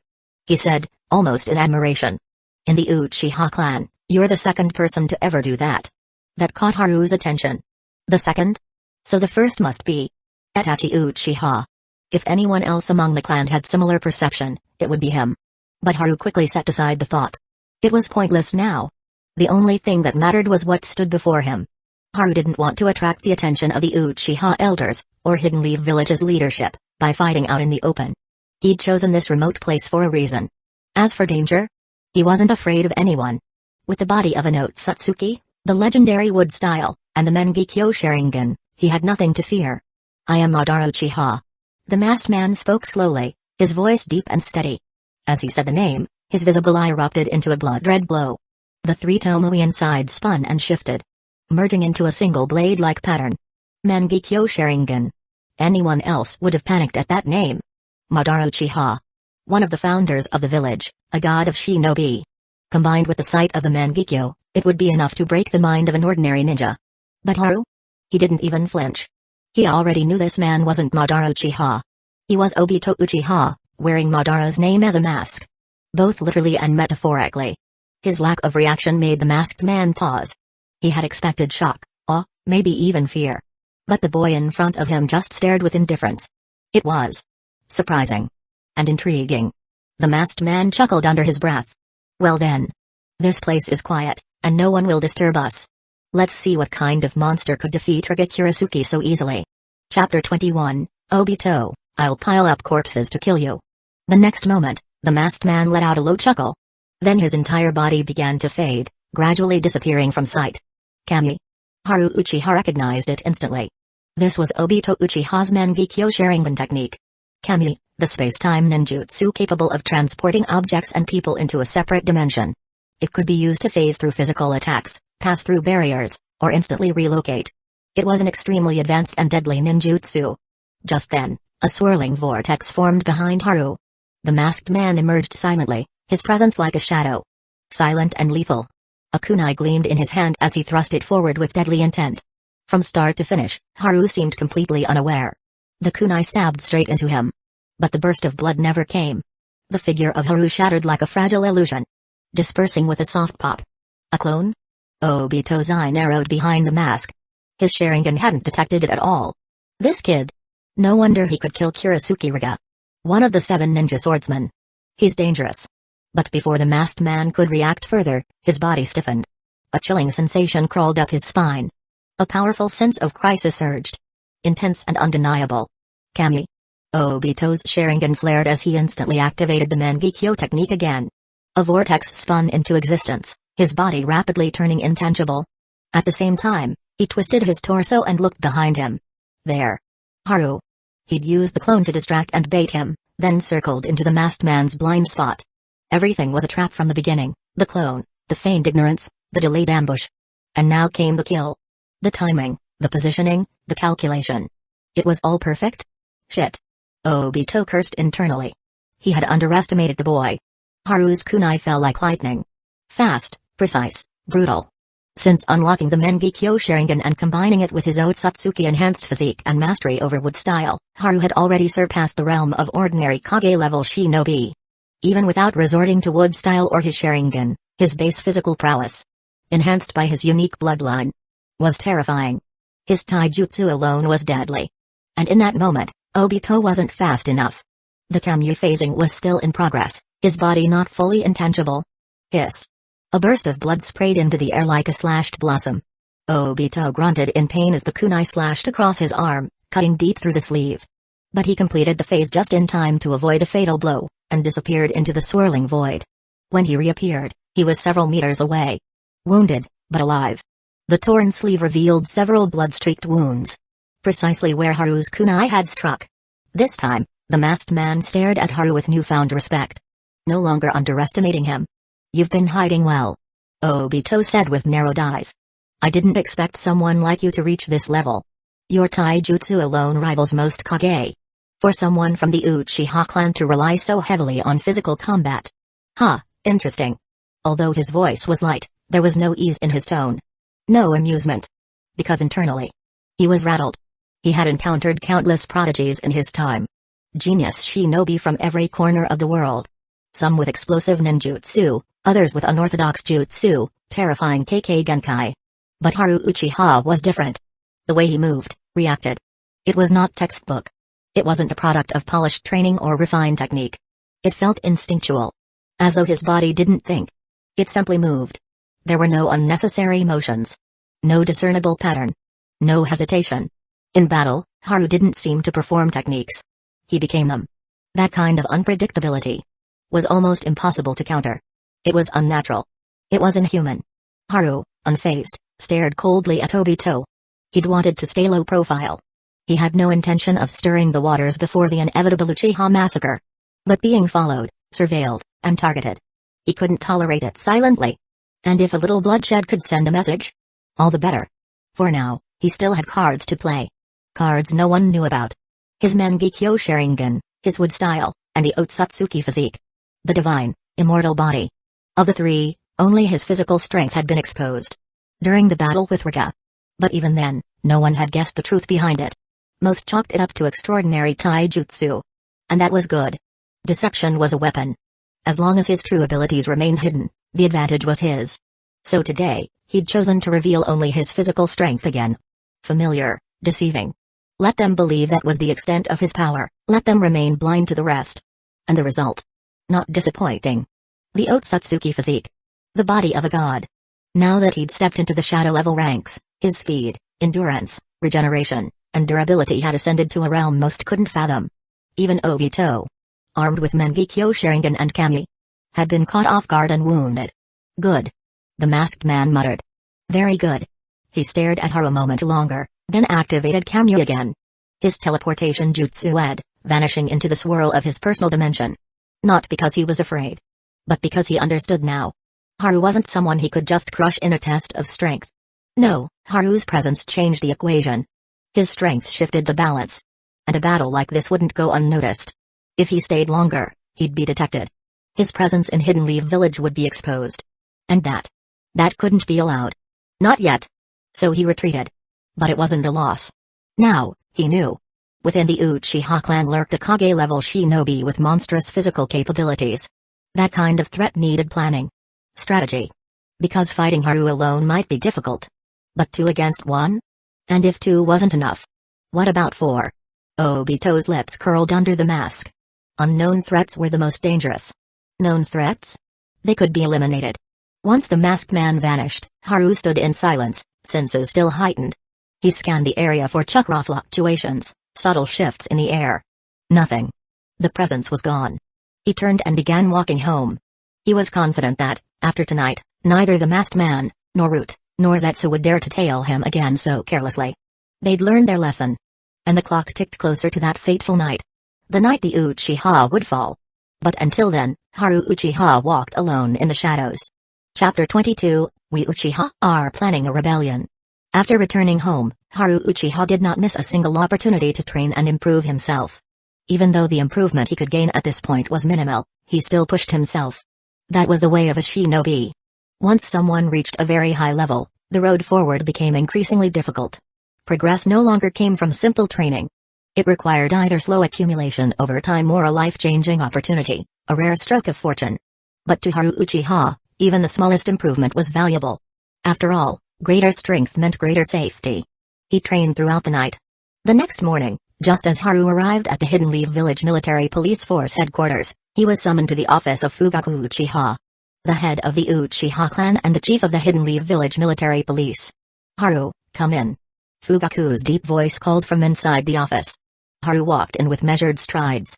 Inside, aside from Fugaku, several other high-ranking members of the Uchiha clan were present. There were elders, middle-aged men, and even some young core members. Patriarch.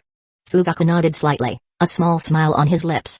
His gaze swept across Haru's face, and for a brief moment, surprise flickered in his eyes, just as it had the last time they met. He didn't know why, but every time he saw Haru recently, the boy gave off a new kind of pressure. Different, unfamiliar, and growing stronger each time. Still, Fugaku didn't press the issue. Everyone had their secrets. As long as it didn't harm the Uchiha clan, he wouldn't interfere. Once Haru stepped in, Fugaku immediately gave an order to guard the door. His expression turned serious, as if he was about to reveal something that couldn't be overheard. What he didn't know was that, from a high rooftop not far away, several members of the Hidden Leaf Village Anbu were watching everything. Fugaku Uchiha is holding a meeting with the clan's core members inside the police force. One of them is Haru Uchiha. His first appearance at such a gathering. Report to the Hokage immediately. Yes. One masked Anbu operative vanished in an instant, heading straight for the Hokage tower. Back in Fugaku's office, Haru and a dozen others were gathered around a long wooden table. As clan head, Fugaku sat at the head of the table. Haru had never been part of a meeting like this before, but that didn't stop him from understanding exactly what was happening. He was a time traveler. He knew the direction the Uchiha clan was heading in. And, sure enough, the next words out of Fugaku's mouth confirmed everything he expected. Haru. Fugaku began gravely. A few days ago, you killed Riga, One of the 7 ninja swordsmen of the Hidden Mist, by yourself. You've shown your strength. There's something you need to know. We, the Uchiha clan, are preparing to rebel. What? Haru widened his eyes, feigning shock. Of course, he already knew. But if he showed no reaction, that would be suspicious. Patriarch, are we actually going to rebel? He asked, his voice filled with disbelief. Yes. Fugaku nodded solemnly. You must have noticed the tension between our clan and Hidden Leaf Village's leadership by now. For years, the higher-ups have excluded us, harassed us. They pushed us out of the village's core, assigned Anbu to monitor us day and night. Exactly. I've had enough of those Hidden Leaf Village bastards.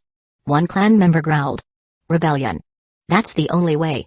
We, the Uchiha, were among the founders of Hidden Leaf Village. And now, look how they treat us. They hate us. They fear our power. If we don't rise up now, they'll crush us eventually. Better to fight and die than live under their boot. The room filled with angry voices, the air thick with indignation.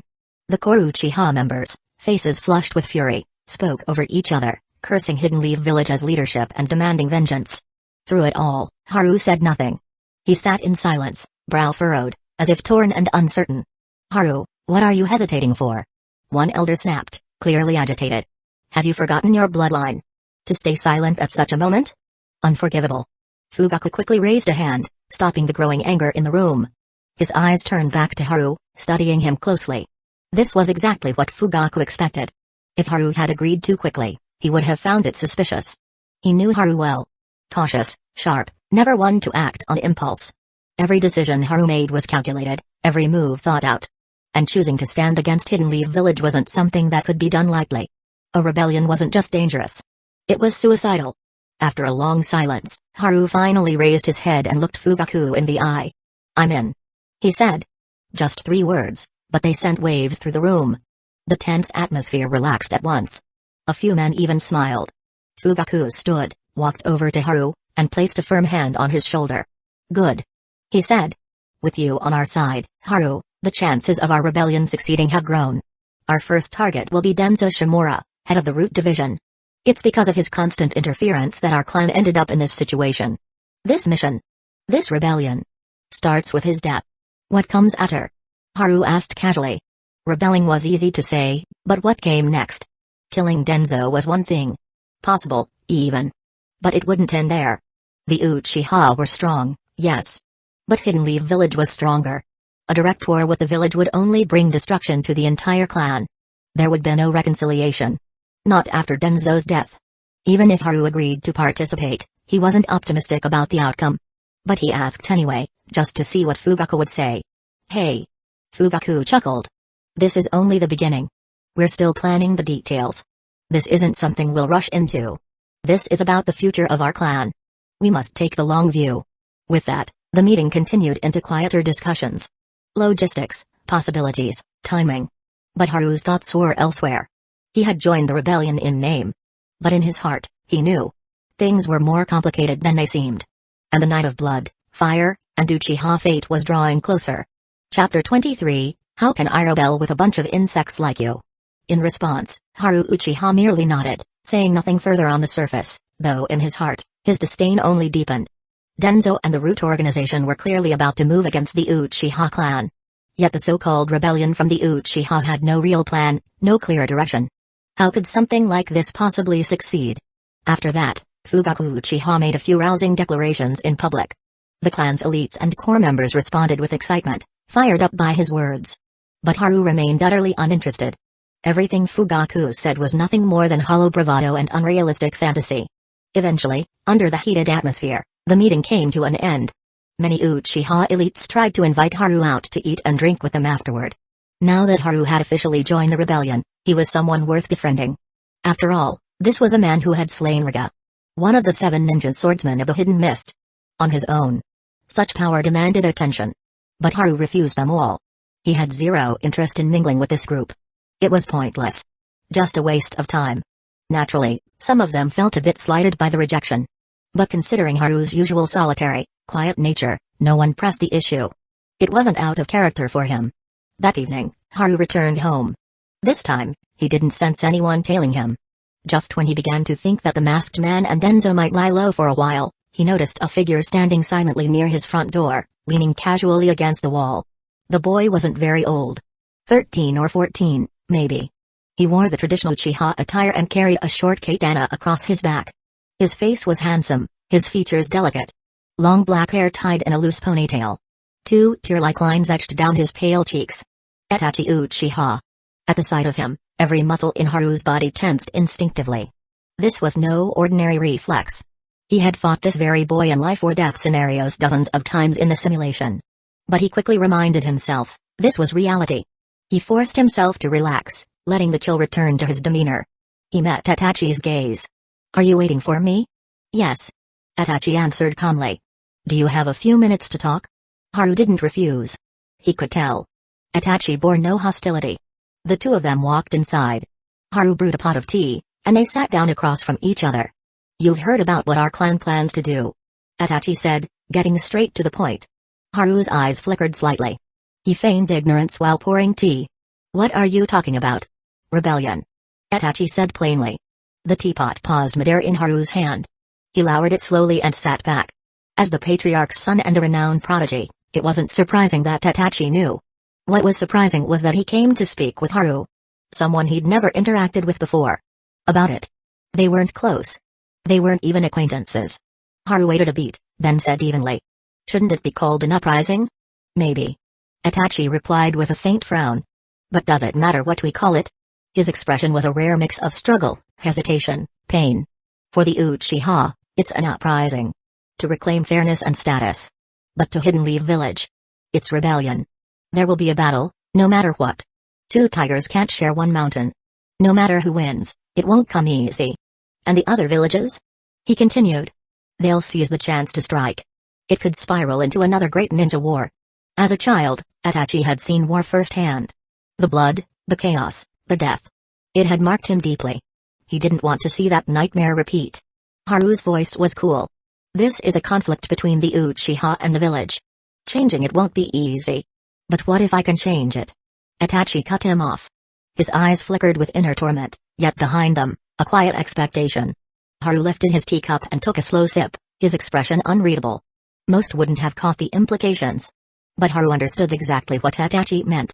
He wasn't talking about resolving the conflict peacefully. He was talking about preventing it from escalating into mutual destruction. He was talking about the Uchiha massacre. For Itachi, someone bound by blood to the Uchiha and loyalty to the village. It meant picking up a blade and turning it on his own clan. No wonder even someone like him. Calm, calculating, cold. Wore such an expression. If another ninja war breaks out, innocent people will die. Countless lives lost. Itachi muttered, his voice heavy. Just like Haru had guessed. He and Itachi had no relationship. Nothing connected them but a shared surname. This visit wasn't about brotherhood. It was about validation. Itachi had already made his decision. Logic told him it was the right path. But even the strongest minds sometimes sought assurance. If Shisui were still alive, he might have given that answer. But Shisui was gone. So he came to Haru. The one who kept to himself, never meddled, never tried to get close. And yet, both Fugaku and Shisui had spoken highly of him. Itachi wanted to know what Haru would do in his place. He wanted to hear it. To feel justified. But Haru said nothing. Not a word. Itachi had been raised on Hidden Leaf Village's inherited creed. Where the leaves dance, the fire burns. The fire's shadow will illuminate the village, and new leaves will grow. Words like that couldn't change what was coming. And they wouldn't stop the massacre. Haru offered him no absolution. After a long silence, Itachi stood up slowly. Sorry to bother you. He turned and walked away. Yes. This was a choice only he could make. How could someone else answer it for him? He exhaled and stepped into the night. The sky had gone dark. All around him, shadows swallowed the light. Just like the path ahead. Hard, uncertain, filled with blood and ash. But one thing was clear. He had chosen. And he would not turn back. Chapter 24, Conversation between Itachi and the masked man. Itachi Uchiha walked alone through the dark night. Halfway along his path, he suddenly stopped. Come out. He said calmly. A swirling vortex appeared in the void ahead of him. Gradually, a figure emerged. He wore a black cloak, a samurai sword fastened at his waist, and an orange spiral-patterned mask that revealed only one eye. The masked man. I didn't expect you and Haru Uchiha to have some kind of friendship. The masked man said in his low, rumbling voice, as if everything was already in the palm of his hand. Itachi remained expressionless and silent. He was not someone who felt the need to explain his actions to anyone. The two stood in silence for a moment. Then the masked man spoke again. Itachi, there's a problem with our plan. A problem? Itachi raised an eyebrow slightly. The man before him claimed to be Madara Uchiha. Whether or not that was true was still unknown. But one thing was certain. He was powerful. This was a man who had awakened the Mangekyo Sharingan and possessed a rare space-time jutsu. Kami. The exact extent of its offensive power was unclear, but its defensive capabilities were nearly absolute. Even Itachi wasn't confident he could harm him. He was practically invincible. So for someone like him to call something a problem, that wasn't something to take lightly. Yes. A big one. The masked man replied evenly. Oh? Who is it? Itachi asked. The masked man didn't answer directly. Instead, he returned the question, what do you think? Itachi narrowed his eyes, scrutinizing the man before him. Both of them were Kage-level ninja. Anyone who could be considered a problem for them had to be on that level as well. Within Hidden Leaf Village, the only people that came to mind were the third Hokage, Sarutobi Hiruzen, Denzo, the head of Root, and his father, Fugaku Uchiha. The legendary Sannin were out wandering and not currently present. Though Hidden Leaf Village had some hidden forces, they were working with the masked man for now. So those forces weren't likely to be the issue. That ruled out the Hokage, Denzo, and any Hidden Leaf Village-aligned enemies. That left only his father. But Fugaku was already a known variable in their plan, accounted for and neutralized. So who else could it be? Itachi's mind raced. He'd clearly overlooked someone. Suddenly, something clicked. A name surfaced in his thoughts. Someone he had originally considered irrelevant. But his instincts now screamed otherwise. Is it Haru Uchiha? The masked man nodded. What? Him? Itachi's surprise was genuine. Just earlier, he had left Haru's home. At no point had he sensed that Haru was powerful enough to pose a threat, especially not to someone like this masked man. Who claimed to be Madara. Has he awakened the Mangekyo Sharingan? Itachi asked, trying to make sense of it. Only Mangekyo could fight Mangekyo. That was a universal truth among the Uchiha.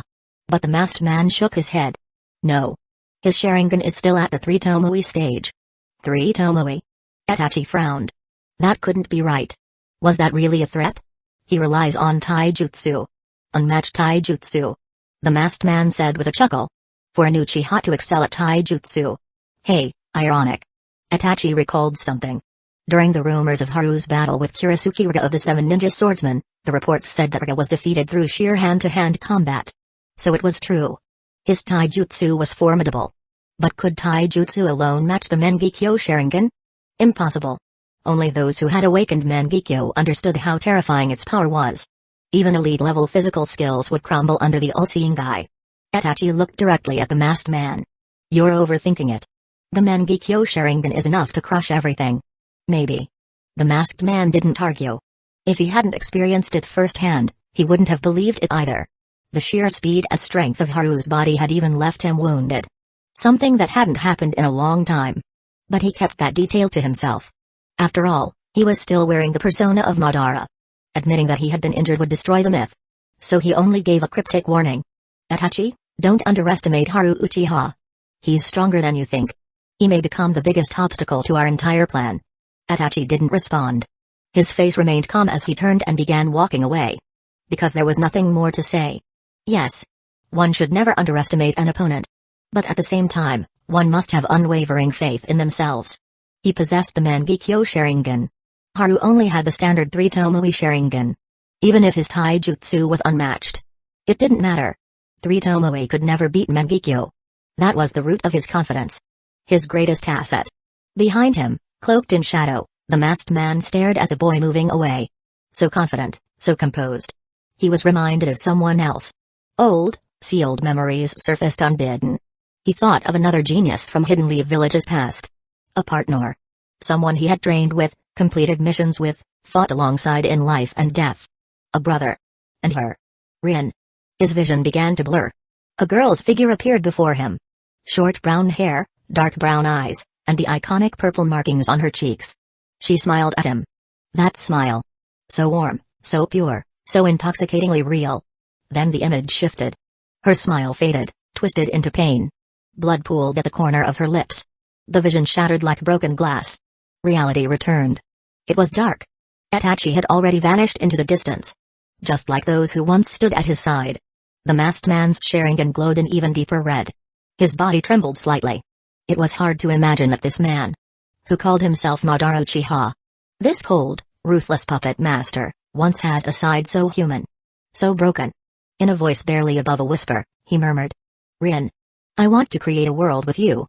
And just like that, the night swallowed him whole once more. Yo, Shinobi in Training. Chapter 25, Meeting Orochimaru on the Hokage Rock in Hidden Leaf Village. The carved faces of the successive Hokage watched silently over the village. Since its founding, the village had been protected by these legendary shinobi. The first Hokage, Hashirama Senshu, was revered as the god of shinobi, the founder of Hidden Leaf Village. The second Hokage, Tobirama Senshu, was the pioneer who laid the administrative and structural foundations that allowed the village to thrive. The third Hokage, Hiruzen Sarutobi, was the leader who truly pushed Hidden Leaf Village to greatness, guiding it through turbulent times. And the fourth Hokage, Minato no Mikaze, had sacrificed himself to seal the nine tails inside the young Naruto, shielding the village from the beast's devastation. For centuries, these figures watched silently, witnessing the village's growth and strength through eras of peace and war alike. But now, an unfamiliar gaze joined theirs. An eye glowing blood red, staring down from the shadows of the mountain. A masked man. His black cloak billowed softly in the night breeze as he stood atop the Hokage rock, hands clasped behind his back, silently observing the village below. After a long moment, the single eye exposed through his orange mask, striped with black, suddenly flickered. "You're here," he said in his usual low, controlled voice. From the darkness behind him, a figure slowly emerged. Pale, almost sickly, with long black hair flowing past his shoulders, and golden eyes with vertical pupils. Eyes that radiated cruelty and menace. One of Hidden Leaf Village's legendary three missing ninja, now a member of Akatsuki, Orochimaru. He. Orochimaru's laugh was cold and unsettling, a chilling sound that made the night feel heavier. The masked man spoke. "You're familiar with Hidden Leaf Village, yes?" Long before a meeting with Itachi Uchiha, he had sent someone to summon Orochimaru from the Akatsuki to assist in their plans. Haru Uchiha had unexpectedly become a wild card in their scheme. Possessing strength comparable to a Kage by virtue of his extraordinary physical prowess alone. Even the masked man, with his Kamui space-time ninjutsu, had suffered minor setbacks due to underestimating him. Though combined with Itachi and Denzo's covert root organization, accidents should have been impossible. But in the Uchiha clan's plans, nothing could be left to chance. Orochimaru's expression twisted into something unreadable as he faced the masked man. "I'm just curious. Who could possibly trouble the legendary Madara Uchiha?" The masked man's head snapped sharply toward Orochimaru, the red glow of his single eye flaring bright, oppressive like a dragon rising from the abyss. His aura surged, casting a palpable weight over the space between them. Orochimaru quickly laughed it off. "I'm only curious about this person. No other intentions." The masked man's cold, murderous gaze lingered a moment longer before fading. "My position makes it difficult for me to act directly," he said slowly. Orochimaru offered no reply. No matter who the masked man truly was, whether Madara Uchiha or not, his identity didn't concern Orochimaru. The masked man had his goals. Orochimaru had his own. They were allied only as far as their interests overlapped. There was no need to dig deeper. "Haru Uchiha?" Orochimaru asked, recalling the name. He had learned fragments about Haru from White Zetsu. "Indeed." The masked man nodded, pausing. "He is very strong." "Oh?" Orochimaru's interest sharpened. He had heard the name before defecting from Hidden Leaf Village, but the impression was faint. Haru was not known as an outstanding prodigy among his generation. Otherwise, Orochimaru would have known. What could have transformed this relatively unknown ninja into someone who gave even the masked man pause within a short time? Or was Haru a hidden genius comparable to Itachi or Kakashi, deliberately masking his talents since childhood? Either way, the potential was tantalizing. Especially for a member of the Uchiha clan.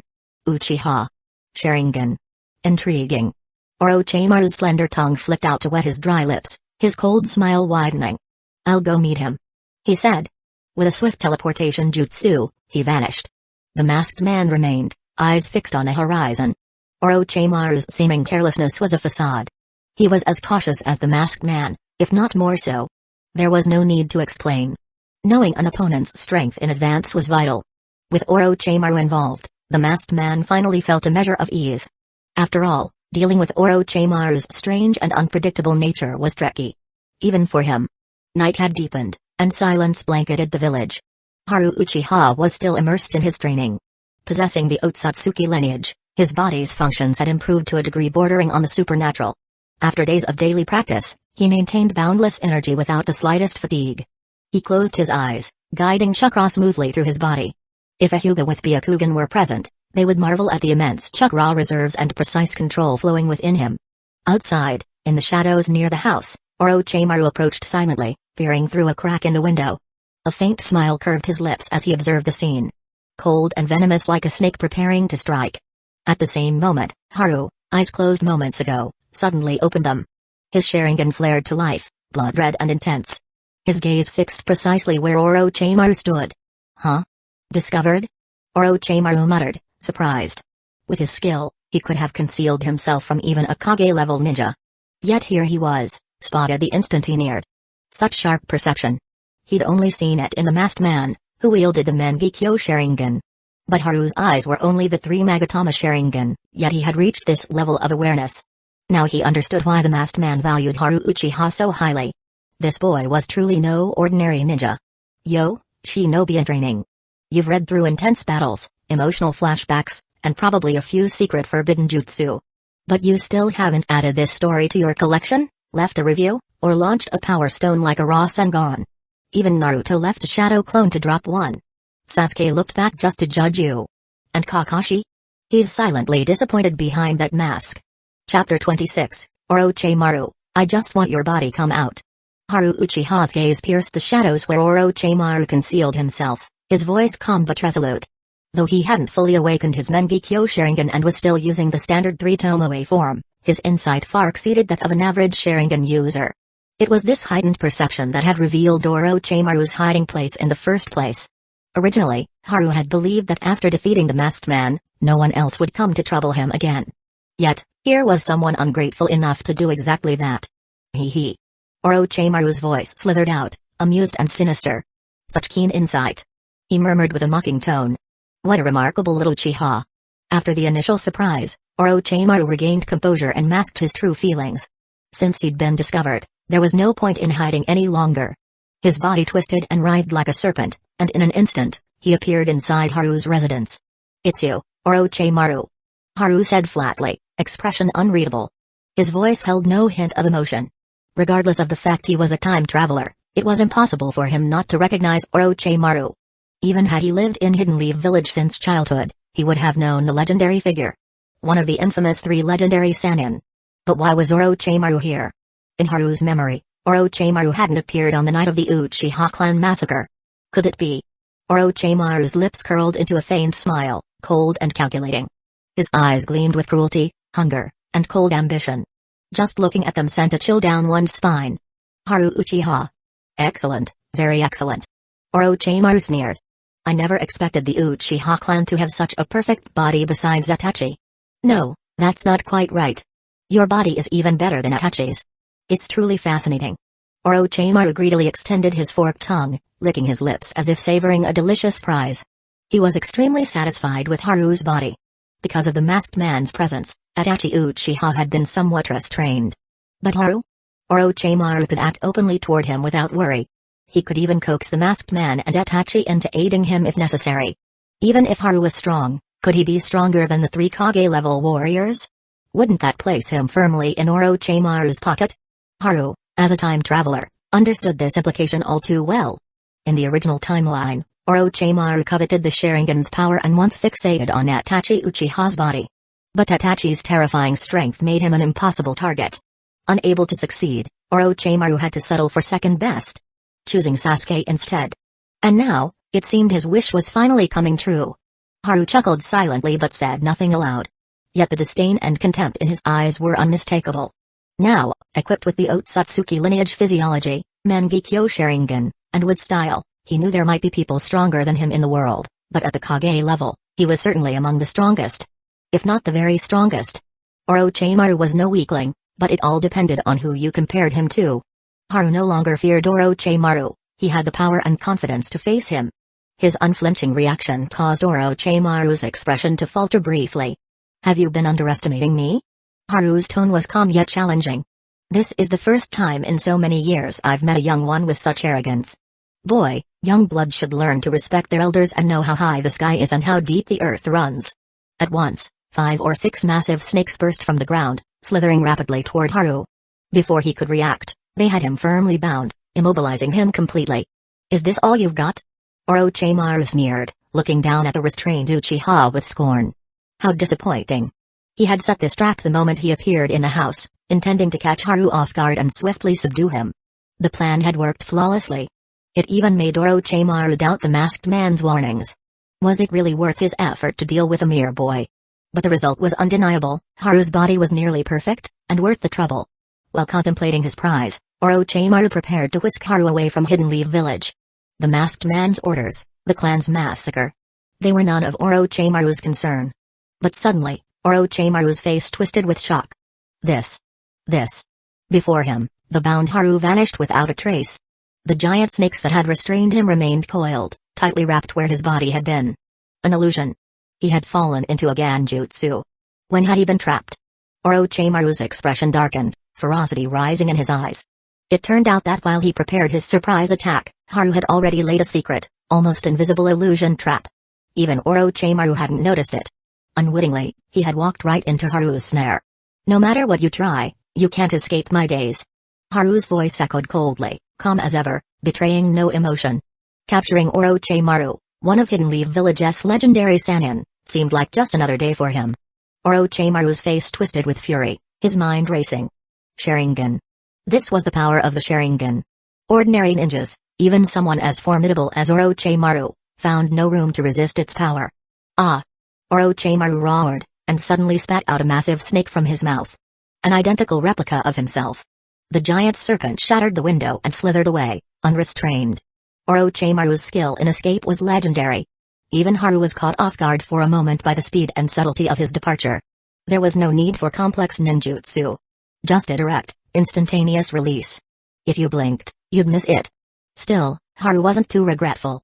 If he could catch Orochimaru once, he could do it again. Next time, escape wouldn't be so easy. What truly caught his attention was why Orochimaru had come here in the first place. In the original timeline, the Uchiha clan was annihilated with no record of Orochimaru's involvement on that fateful night. Could his sudden appearance signal some drastic change? Haru pondered briefly, then dismissed the question. In a few hours, he would run another simulation. By then, all these mysteries would be clarified. For now, it was a waste of time to speculate. Useless. Haru activated his Sharingan once more to survey the surroundings. After ensuring no one was watching, he returned to his training, resuming his practice with unwavering focus. Chapter 27, Strength Increases Again. On the other side, Orochimaru had successfully escaped from Haru Uchiha's residence, slipping away under the cover of night. That brief confrontation with Haru left Orochimaru with a deep realization: Haru was indeed a formidable opponent. No wonder the masked man had joined forces to deal with him.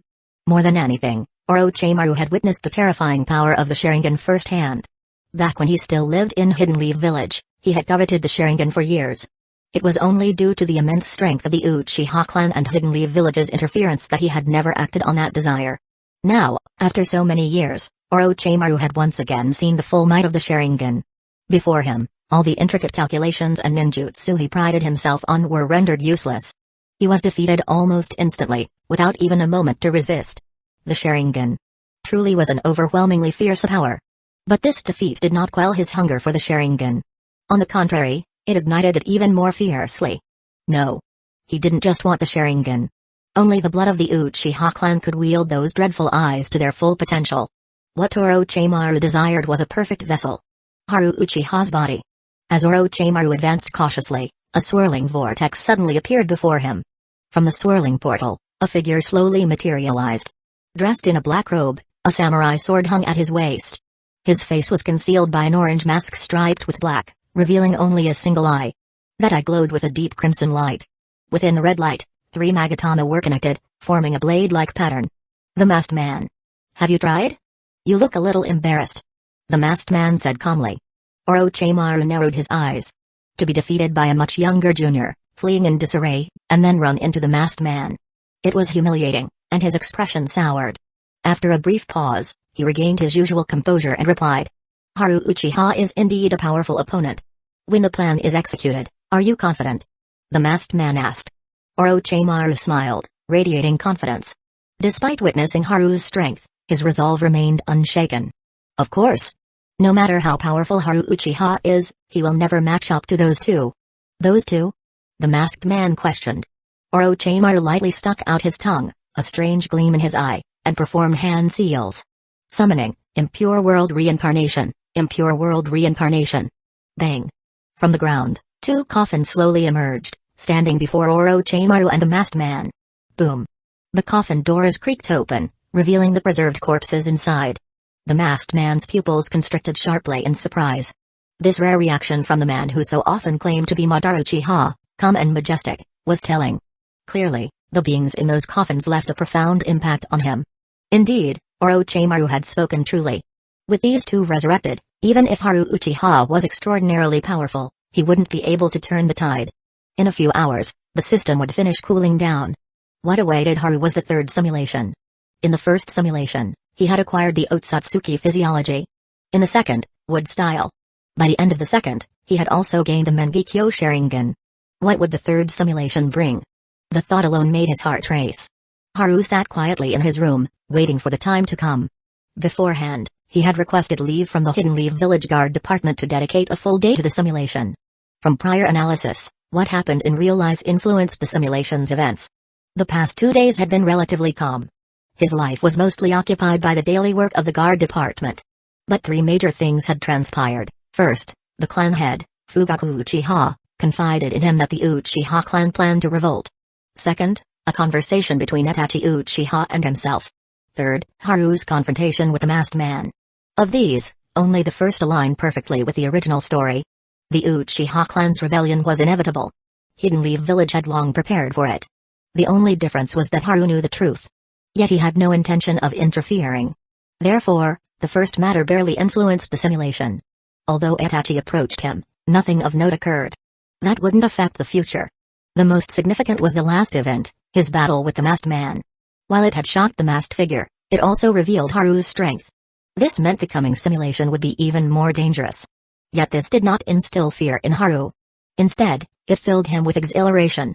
He thrived on facing challenges, overcoming them, and growing stronger step by step. In the second simulation, with Otsutsuki physiology and wood style, Haru could fight Itachi Uchiha to a standstill.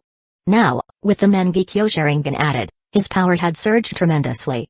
How would a rematch with Itachi play out? What new techniques might the masked man reveal?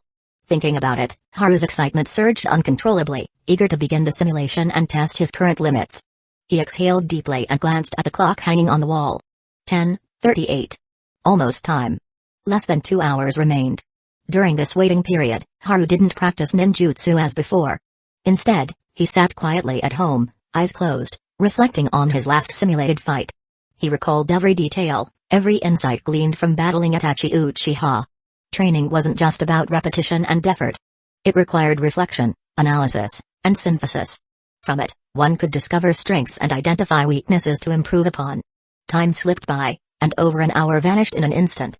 The Uchiha Clan Extermination Night Simulation System has finished cooling down. The Uchiha Clan Extermination Night Simulation System is starting up. The Uchiha Clan Extermination Night Simulation System has been activated. As the time ticked forward, several lines of translucent text appeared before Haru's eyes. The system begins simulation. Haru said calmly, ready for whatever came next.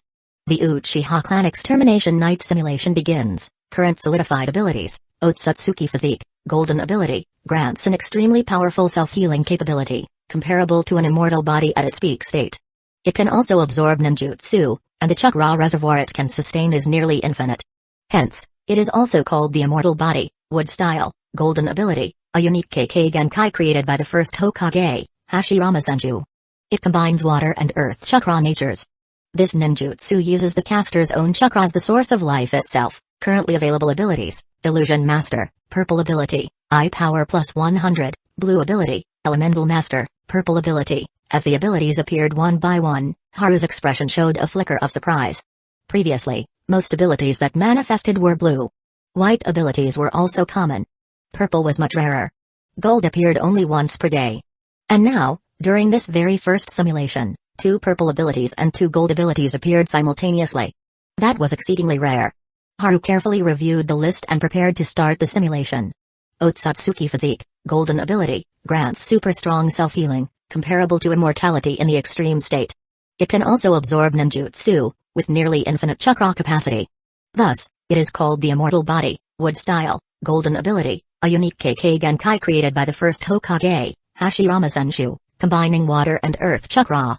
It is a ninjutsu that uses the caster's chakra as a source of life itself. Illusion Master, Purple Ability, greatly increases the power of cast illusions and significantly boosts resistance against enemy illusions. Elemental Master, Purple Ability, greatly enhances the power of all elemental ninjutsu performed. Eye Power plus 100, Blue Ability, slightly enhances ocular power, 5 abilities in total. 2 gold, 2 purple, and 1 blue. Truly a luxurious loadout. Ability selection complete. Simulation of the Uchiha clan extermination night begins. At the appearance of this translucent line of text, Haru was transported back into the all-too-familiar scene. The dark night. The biting cold wind. Unlike the last simulation. The moment he entered, he immediately sensed something different. This was the tremendous enhancement brought by the evolved Mangekyo Sharingan, the 3 Magatama now connected in a deadly pattern. His perception was sharper, he sensed someone approaching outside. Just one person. No need to guess. He already knew who it was. Itachi Uchiha. Facing this old rival, Haru did not hide or ambush as before. Instead, he sat calmly inside the house, waiting for Itachi's arrival. Previously, even with wood style, Haru had only managed a 50-50 fight with Itachi and found victory difficult. So he had to rely on tricks. But now, with Mangekyo Sharingan awakened atop his Otsutsuki Physique and wood style, his power had skyrocketed. He was confident he could face Itachi head-on. And when? The atmosphere was quiet, solemn. Only the whistle of the wind and faint footsteps could be heard. Haru sat facing the door. The footsteps grew steadily closer. Finally. Squeak. The door opened. A masked boy entered. Itachi Uchiha. Chapter 28, Itachi Uchiha, I was careless. I didn't dodge. You're here. Haru Uchiha said calmly. You knew I was coming? Itachi asked in surprise. He hadn't expected the current situation. Haru chuckled lightly without offering an explanation.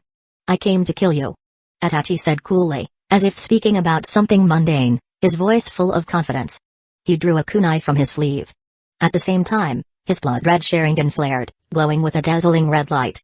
Mangekyo Sharingan illusion, Tsukami. He dared to lock eyes with the evolved Mangekyo Sharingan of someone so close. That was courting death.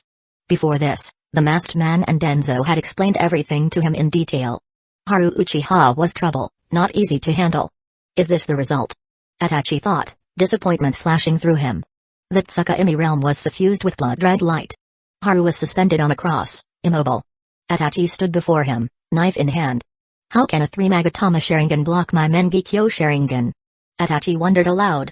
Haru, I don't want to kill you. But I have to. Don't worry, under my Tsukami, everything will be quick, and you won't feel much pain. His words stopped abruptly. Itachi suddenly groaned and trembled violently. When he lifted his head again, the crimson Tsukami realm had vanished. 2 bright red streaks of blood tears streamed down his face. In front of him, Haru's eyes flashed the same mesmerizing red light. The 3 Magatama in his Sharingan linked into a blade-like shape. Mangekyo Sharingan. You actually opened your Mangekyo Sharingan too? Itachi said, voice low and filled with surprise. He realized he had been careless. Because of flawed intel, he had believed Haru's Sharingan was only at the 3 Magatama stage. So, he had recklessly unleashed Tsukami. This ninjutsu was incredibly powerful. Once it hit, the opponent's resistance could be crushed instantly, deciding the battle's outcome. But using it carried huge risk. If the target's ocular power exceeded the caster's, Tsukami would fail and backfire. That was why Itachi now had 2 lines of blood tears on his face. Yet such a situation was extremely rare. The Sharingan was unique to the Uchiha clan, granting near-absolute ocular dominance over outsiders. When using Tsukami on non-Uchiha, unless the strength gap was massive, failure was unheard of. Within the clan, however, it was different. The Mangekyo Sharingan was exceedingly rare. Over hundreds of years, those who awakened it could be counted on one hand. Who would have thought today he would face one by chance? You're not the only one in the world with a Mangekyo Sharingan. Haru said slowly, standing. This was the power of hiding one's true strength. It had made Itachi misjudge his opponent. Moreover, Thanks to the blessing of the purple illusion master ability, Haru's resistance to Genjutsu was significantly improved. The blue eye power plus 100 ability also slightly enhanced his ocular power. With all these factors combined, Itachi was heavily wounded as soon as the fight began. Wiping blood tears from his face, he flung kunai and shuriken at Haru like a storm. At the same time, he used the teleportation jutsu to retreat violently, putting distance between them. According to the masked man, Haru had reached Kage level relying purely on physical prowess. Physical skills of that caliber were incredible. Itachi was a genius ninja famed in both the Uchiha clan and the whole of Hidden Leaf village. His skills were outstanding. But his rise to Kage was mainly due to his Mangekyo Sharingan and Genjutsu. Physically, though strong, he was not on par with Kage-level fighters. Clearly, Haru's physical ability surpassed his. Therefore, Itachi chose to keep his distance initially, avoiding close combat. When fighting, it was wise to play to one's strengths and avoid weaknesses. Recklessness was foolish. He needed strategies suited to his opponent. Previously, due to overconfidence, he had rushed with Tsukuyomi, only to be repelled. Competing in ocular skills was pointless here. Physical ability was Haru's strong point. It was wiser to avoid that. Instead, Itachi's advantage lay in ninjutsu and shuriken jutsu. To win, he would have to exploit those. In a flash, Itachi decided on his tactic. Fire style, great fireball, he declared. Immediately after throwing his shuriken, he began the hand seals for ninjutsu without hesitation. His movements were smooth, flawless, his seal speed breathtaking. From the side, it looked as if countless shuriken in the air were trailing behind a huge fireball. Before the shuriken could reach Haru, an overwhelming heat wave swept through the area. In response, Haru countered with the same technique. Fire style, great fireball. A massive flame erupted from his mouth, growing into a huge fireball that rolled forward. The dense kunai and shuriken rained down like hail, but melted before even reaching the fireball. The destructive power was extreme. It was far stronger than in the previous simulation when he used the same ninjutsu. This increase came from his 3 Magatama Sharingan evolving into Mangekyo Sharingan, enhancing strength. Plus, the purple elemental master ability amplified his fire-style ninjutsu. The 2 gigantic fireballs collided with a thunderous explosion. Flames, hot enough to incinerate everything, spread from the blast, sending dust swirling into the sky. Leaves and houses nearby ignited instantly. Everything turned into a raging inferno. Such power from 2 mid-level ninjutsu. Any Chunin, or even Genin, could replicate these techniques, but when Haru and Itachi wielded them, the results were terrifying. The aftermath alone would challenge many Chunin-level shinobi. Yet Haru and Itachi, locked in fierce battle, paid no mind to the destruction. The fiery blast forced a brief pause, then they resumed fighting immediately. The incredible chakra output and blistering speed of their seal formation were dazzling. The Uchiha clan, famous for their affinity with fire style, was now represented by 2 Kage-level masters unleashing fire-style ninjutsu relentlessly. Amid the firestorm, shurikens and kunai flew hidden in the flames, each movement dripping with lethal intent. The night of the Uchiha clan extermination was turning into a battle of gods and demons. The wind howled, carrying the scent of smoke and blood. Each combatant's eyes burned with resolve. Neither was willing to concede. Itachi's Sharingan flickered violently, calculating his next move. Haru's Mangekyo shimmered with deadly calm. Their clash was far from over. Chapter 29, Powerful Taijutsu Skills. The two had already exchanged over a dozen powerful ninjutsu blows. Even Haru Uchiha, with the physique of an Otsutsuki, felt the immense chakra drain and was beginning to tire slightly. Itachi, whose Mangekyo Sharingan had been damaged from the beginning and suffered severe backlash, was in even worse condition. His half-lidded eyes were clouded with fatigue, fine beads of sweat glistened across his forehead, and his breathing was heavy. He was far from his peak state. Only now did he truly understand why the masked man had made a special effort to warn him that Haru Uchiha was the biggest obstacle to the Uchiha clan's annihilation. The man was truly terrifying. Itachi couldn't help but wonder, even if he hadn't been careless earlier. Hadn't used Tsukuyomi prematurely and suffered the recoil. Would he really have been able to defeat Haru Uchiha? Their Mangekyo Sharingan were evenly matched in pupil power. In terms of ninjutsu, their clash had been a stalemate. But in physical combat, Haru Uchiha clearly held the upper hand. For all these years, Haru Uchiha had been hiding his strength incredibly well. Still, Itachi wasn't finished yet. He had a final card to play. Haru's expression remained composed, though a flicker of excitement shimmered in the crimson whirl of his Mangekyo Sharingan. He lived for moments like this. Life and death battles against worthy opponents. His blood surged with thrill and anticipation. Itachi Uchiha was undeniably a formidable opponent. In this simulated world, Haru was at the pinnacle of his power thanks to his system. 2 golden tier abilities. A Mangekyo Sharingan. 2 purple talents. 1 blue talent. In terms of Dojutsu, Ninjutsu, and Taijutsu, he had reached the zenith of his potential. And yet, even with all of that, he couldn't quickly defeat Itachi, whose power had been compromised from the start. Their ninjutsu battle was completely even. But now, it was time to end it. Haru's Mangekyo Sharingan spun with intensity, his Otsutsuki enhanced body brimming with chakra reserves far beyond the norm for even a Kage-level shinobi. Even with the heavy chakra expenditure from repeated ninjutsu, he could still endure it. But Itachi? Not likely. With a swift leap into the air, Haru formed a series of rapid hand seals. Fire style, Fire Dragon Flame Bullet. From his mouth, 3 massive fire dragons roared into existence, tearing through the air like burning beasts of destruction. They approached Itachi from the left, center, and right, converging rapidly. This was a high-level fire-style jutsu, demanding enormous chakra reserves and expert control. Its power was equally terrifying. The intense heat evaporated moisture in the air, devoured everything in its path, and transformed it into ash. This time, Itachi chose not to face it head-on. Not because he couldn't, but because he shouldn't. His chakra reserves were dangerously low. He couldn't afford to be wasteful. No longer did he have the luxury of recklessness. Teleportation jutsu. Dodge. Dodge. Dodge. With a series of flickers and jumps, Itachi vanished and reappeared with astonishing speed. But the 3 fire dragons relentlessly pursued him, their blazing gazes locked onto their target. No matter how he moved, they remained on his trail. And then, boom. All 3 dragons slammed into the earth, converging in a searing explosion. A tidal wave of flame surged outward, bathing the sky in a sea of fire. The heat was overwhelming, burning the surrounding area with such intensity that even those several meters away would feel it. Is it over? Haru's Mangekyo Sharingan scanned the center of the inferno. An ordinary ninja would be incinerated by such a blaze. But Itachi wasn't ordinary. He couldn't be judged by conventional standards. Suddenly, Haru's eyes narrowed. His Sharingan detected a faint disturbance from his left. It was subtle. Almost imperceptible. But it was enough to raise his guard. He turned his head. A massive fireball barreled toward him. Fire style, Great Fireball. Haru's expression barely changed. That was it. It didn't feel like Itachi's style. Fire style, Great Fireball. Haru released the same jutsu to counter. Boom. A tremendous explosion erupted, shockwaves blasting out in all directions. In that instant, a shadow crept up behind Haru. Itachi. He swung down with a katana, aiming straight for Haru's neck. The earlier fireball was just a distraction. This was the real killing blow. At that moment, Haru's eyes remained fixed forward, still analyzing the explosion.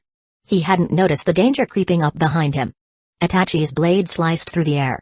But instead of biting into flesh, the blade passed through with no resistance. Haru's form shimmered and vanished. A clone. Itachi's eyes widened. Even with the Mangekyo Sharingan, he hadn't seen through it. How? The Mangekyo's observation power was unparalleled. Even if weakened, it shouldn't have missed a basic shadow clone technique. Could Haru Uchiha truly be this strong? Incredible. But that wasn't the biggest problem. If he'd destroyed a clone, then where was the real Haru? Almost instinctively, Itachi's eyes snapped open wide. If he were in Haru's place, he would strike now. This exact moment. When the enemy had just exposed themselves. He turned his head sharply. Haru was right behind him. When had he gotten there? With a kunai in hand, Haru stabbed down with lethal precision. That speed.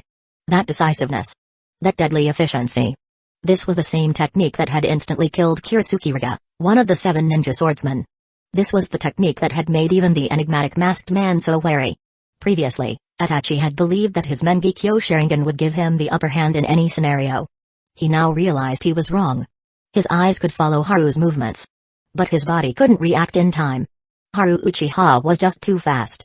Unbelievably fast. With gritted teeth, Itachi formed a hand seal and activated a defensive ninjutsu. But Haru's kunai was already falling. And this time, there would be no second chance. Chapter 30, Eye Technique. Izanagi. Referee, someone is cheating. Hiss. Itachi let out a muffled groan. A stream of bright red blood burst into the air, only to evaporate instantly in the intense heat.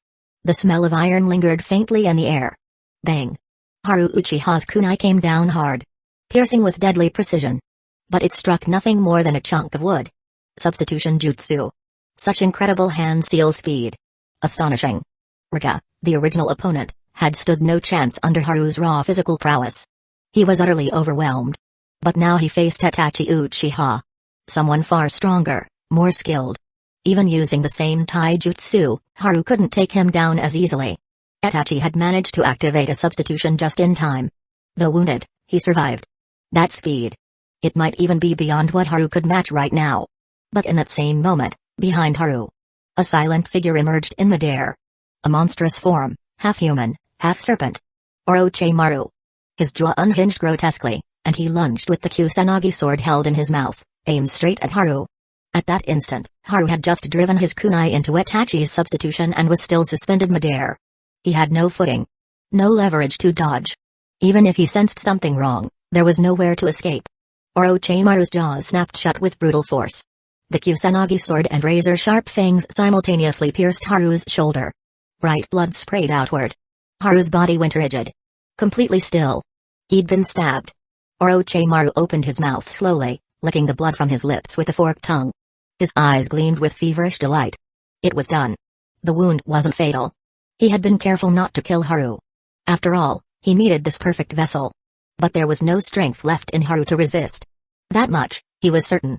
There was no shinobi in this world who could walk away from that kind of hit unscathed. Itachi reappeared beside him, cradling his injured left arm. He kept his distance from Orochimaru. He didn't trust him. Especially not now. After an intense fight with Haru Uchiha that had left him weakened and bleeding. If Orochimaru turned against him now, the consequences could be disastrous. He's already Kage level with just taijutsu. And he's awakened the Mangekyo Sharingan as well. Haru Uchiha really never disappoints. Orochimaru's voice was layered with amusement, arrogance, and obsession. There was no denying Haru's power. He was already at Kage level. Maybe even beyond. Perhaps stronger than Orochimaru himself. But so what? Even someone that strong had fallen into his hands. Itachi exhaled slowly, finally allowing himself a breath of relief. Haru was terrifyingly powerful. Even if he hated to admit it, he had no choice. If Orochimaru hadn't shown up, he might have been defeated entirely in just a few minutes. Even in peak condition, he wasn't confident he could take Haru down. For the first time in his life. Born and hailed as a prodigy. Itachi tasted bitter defeat. But luckily, it was over. Or was it? Something wasn't right. Itachi's Mangekyo Sharingan lit up, gleaming crimson. He scanned the surroundings sharply. Orochimaru stiffened, becoming suddenly alert. In front of them, where Haru's body had fallen, there was nothing. No blood. No corpse. Nothing at all. It had vanished. And neither of them had noticed it disappear. A terrifying realization struck them both at once. Haru wasn't dead. They were certain Orochimaru had landed a clean hit. One that should have left him incapacitated. But this unease. This ominous feeling. He. To the side, a flicker of fire revealed a silhouette. A pair of crimson eyes glowed in the shadows. Mangekyo Sharingan. Haru Uchiha. Orochimaru's expression twisted, a mix of shock and growing dread. The crimson light in Itachi's eyes flared brighter. There was no mistaking it. Haru had been hit. But now he was completely unharmed. That could only mean one thing. A forbidden Uchiha jutsu. Izanagi? Itachi spoke the name in a low, cautious voice. Izanagi. A technique born from the Sage of Six Paths creation of all things. An ultimate genjutsu that rewrites reality. For the duration of the jutsu, any injury, even death itself, is simply undone. Converted into an illusion. And the caster lives on. What Haru had just done. This miraculous recovery. Could only be explained by Izanagi. But something didn't add up. No. Itachi muttered, eyes narrowing. That's not Izanagi. He began piecing it together. The reason Izanagi is forbidden isn't just because it rewrites reality. It's because the price is permanent blindness in the eye that casts it. Your eyes. They're still perfectly intact. Unless. Itachi paused, stunned. Unless your Mangekyo Sharingan's unique ability is Izanagi itself. His expression shifted for the first time. True surprise etched into his face. This was no ordinary Sharingan technique. It was perfection. Regular Uchiha clan members paid a steep price to use Izanagi, the loss of an eye. But Haru. He had used it with nothing more than chakra and pupil power. No permanent damage. This changed everything. Haru Uchiha already possessed monstrous taijutsu and a Mangekyo Sharingan. He had been hard enough to fight before. Their only chance had been a sneak attack. A lucky blow. But now he had Izanagi. He could recover from any injury. No matter how fatal. As if it never happened. How could anyone fight that? Haru's expression was calm. He had recognized the technique instantly. And deduced just as quickly that this was his own Mangekyo Sharingan's innate ability. Itachi truly was sharp. But that only excited him more. Itachi was spent, exhausted from their earlier battle. He wasn't a threat anymore.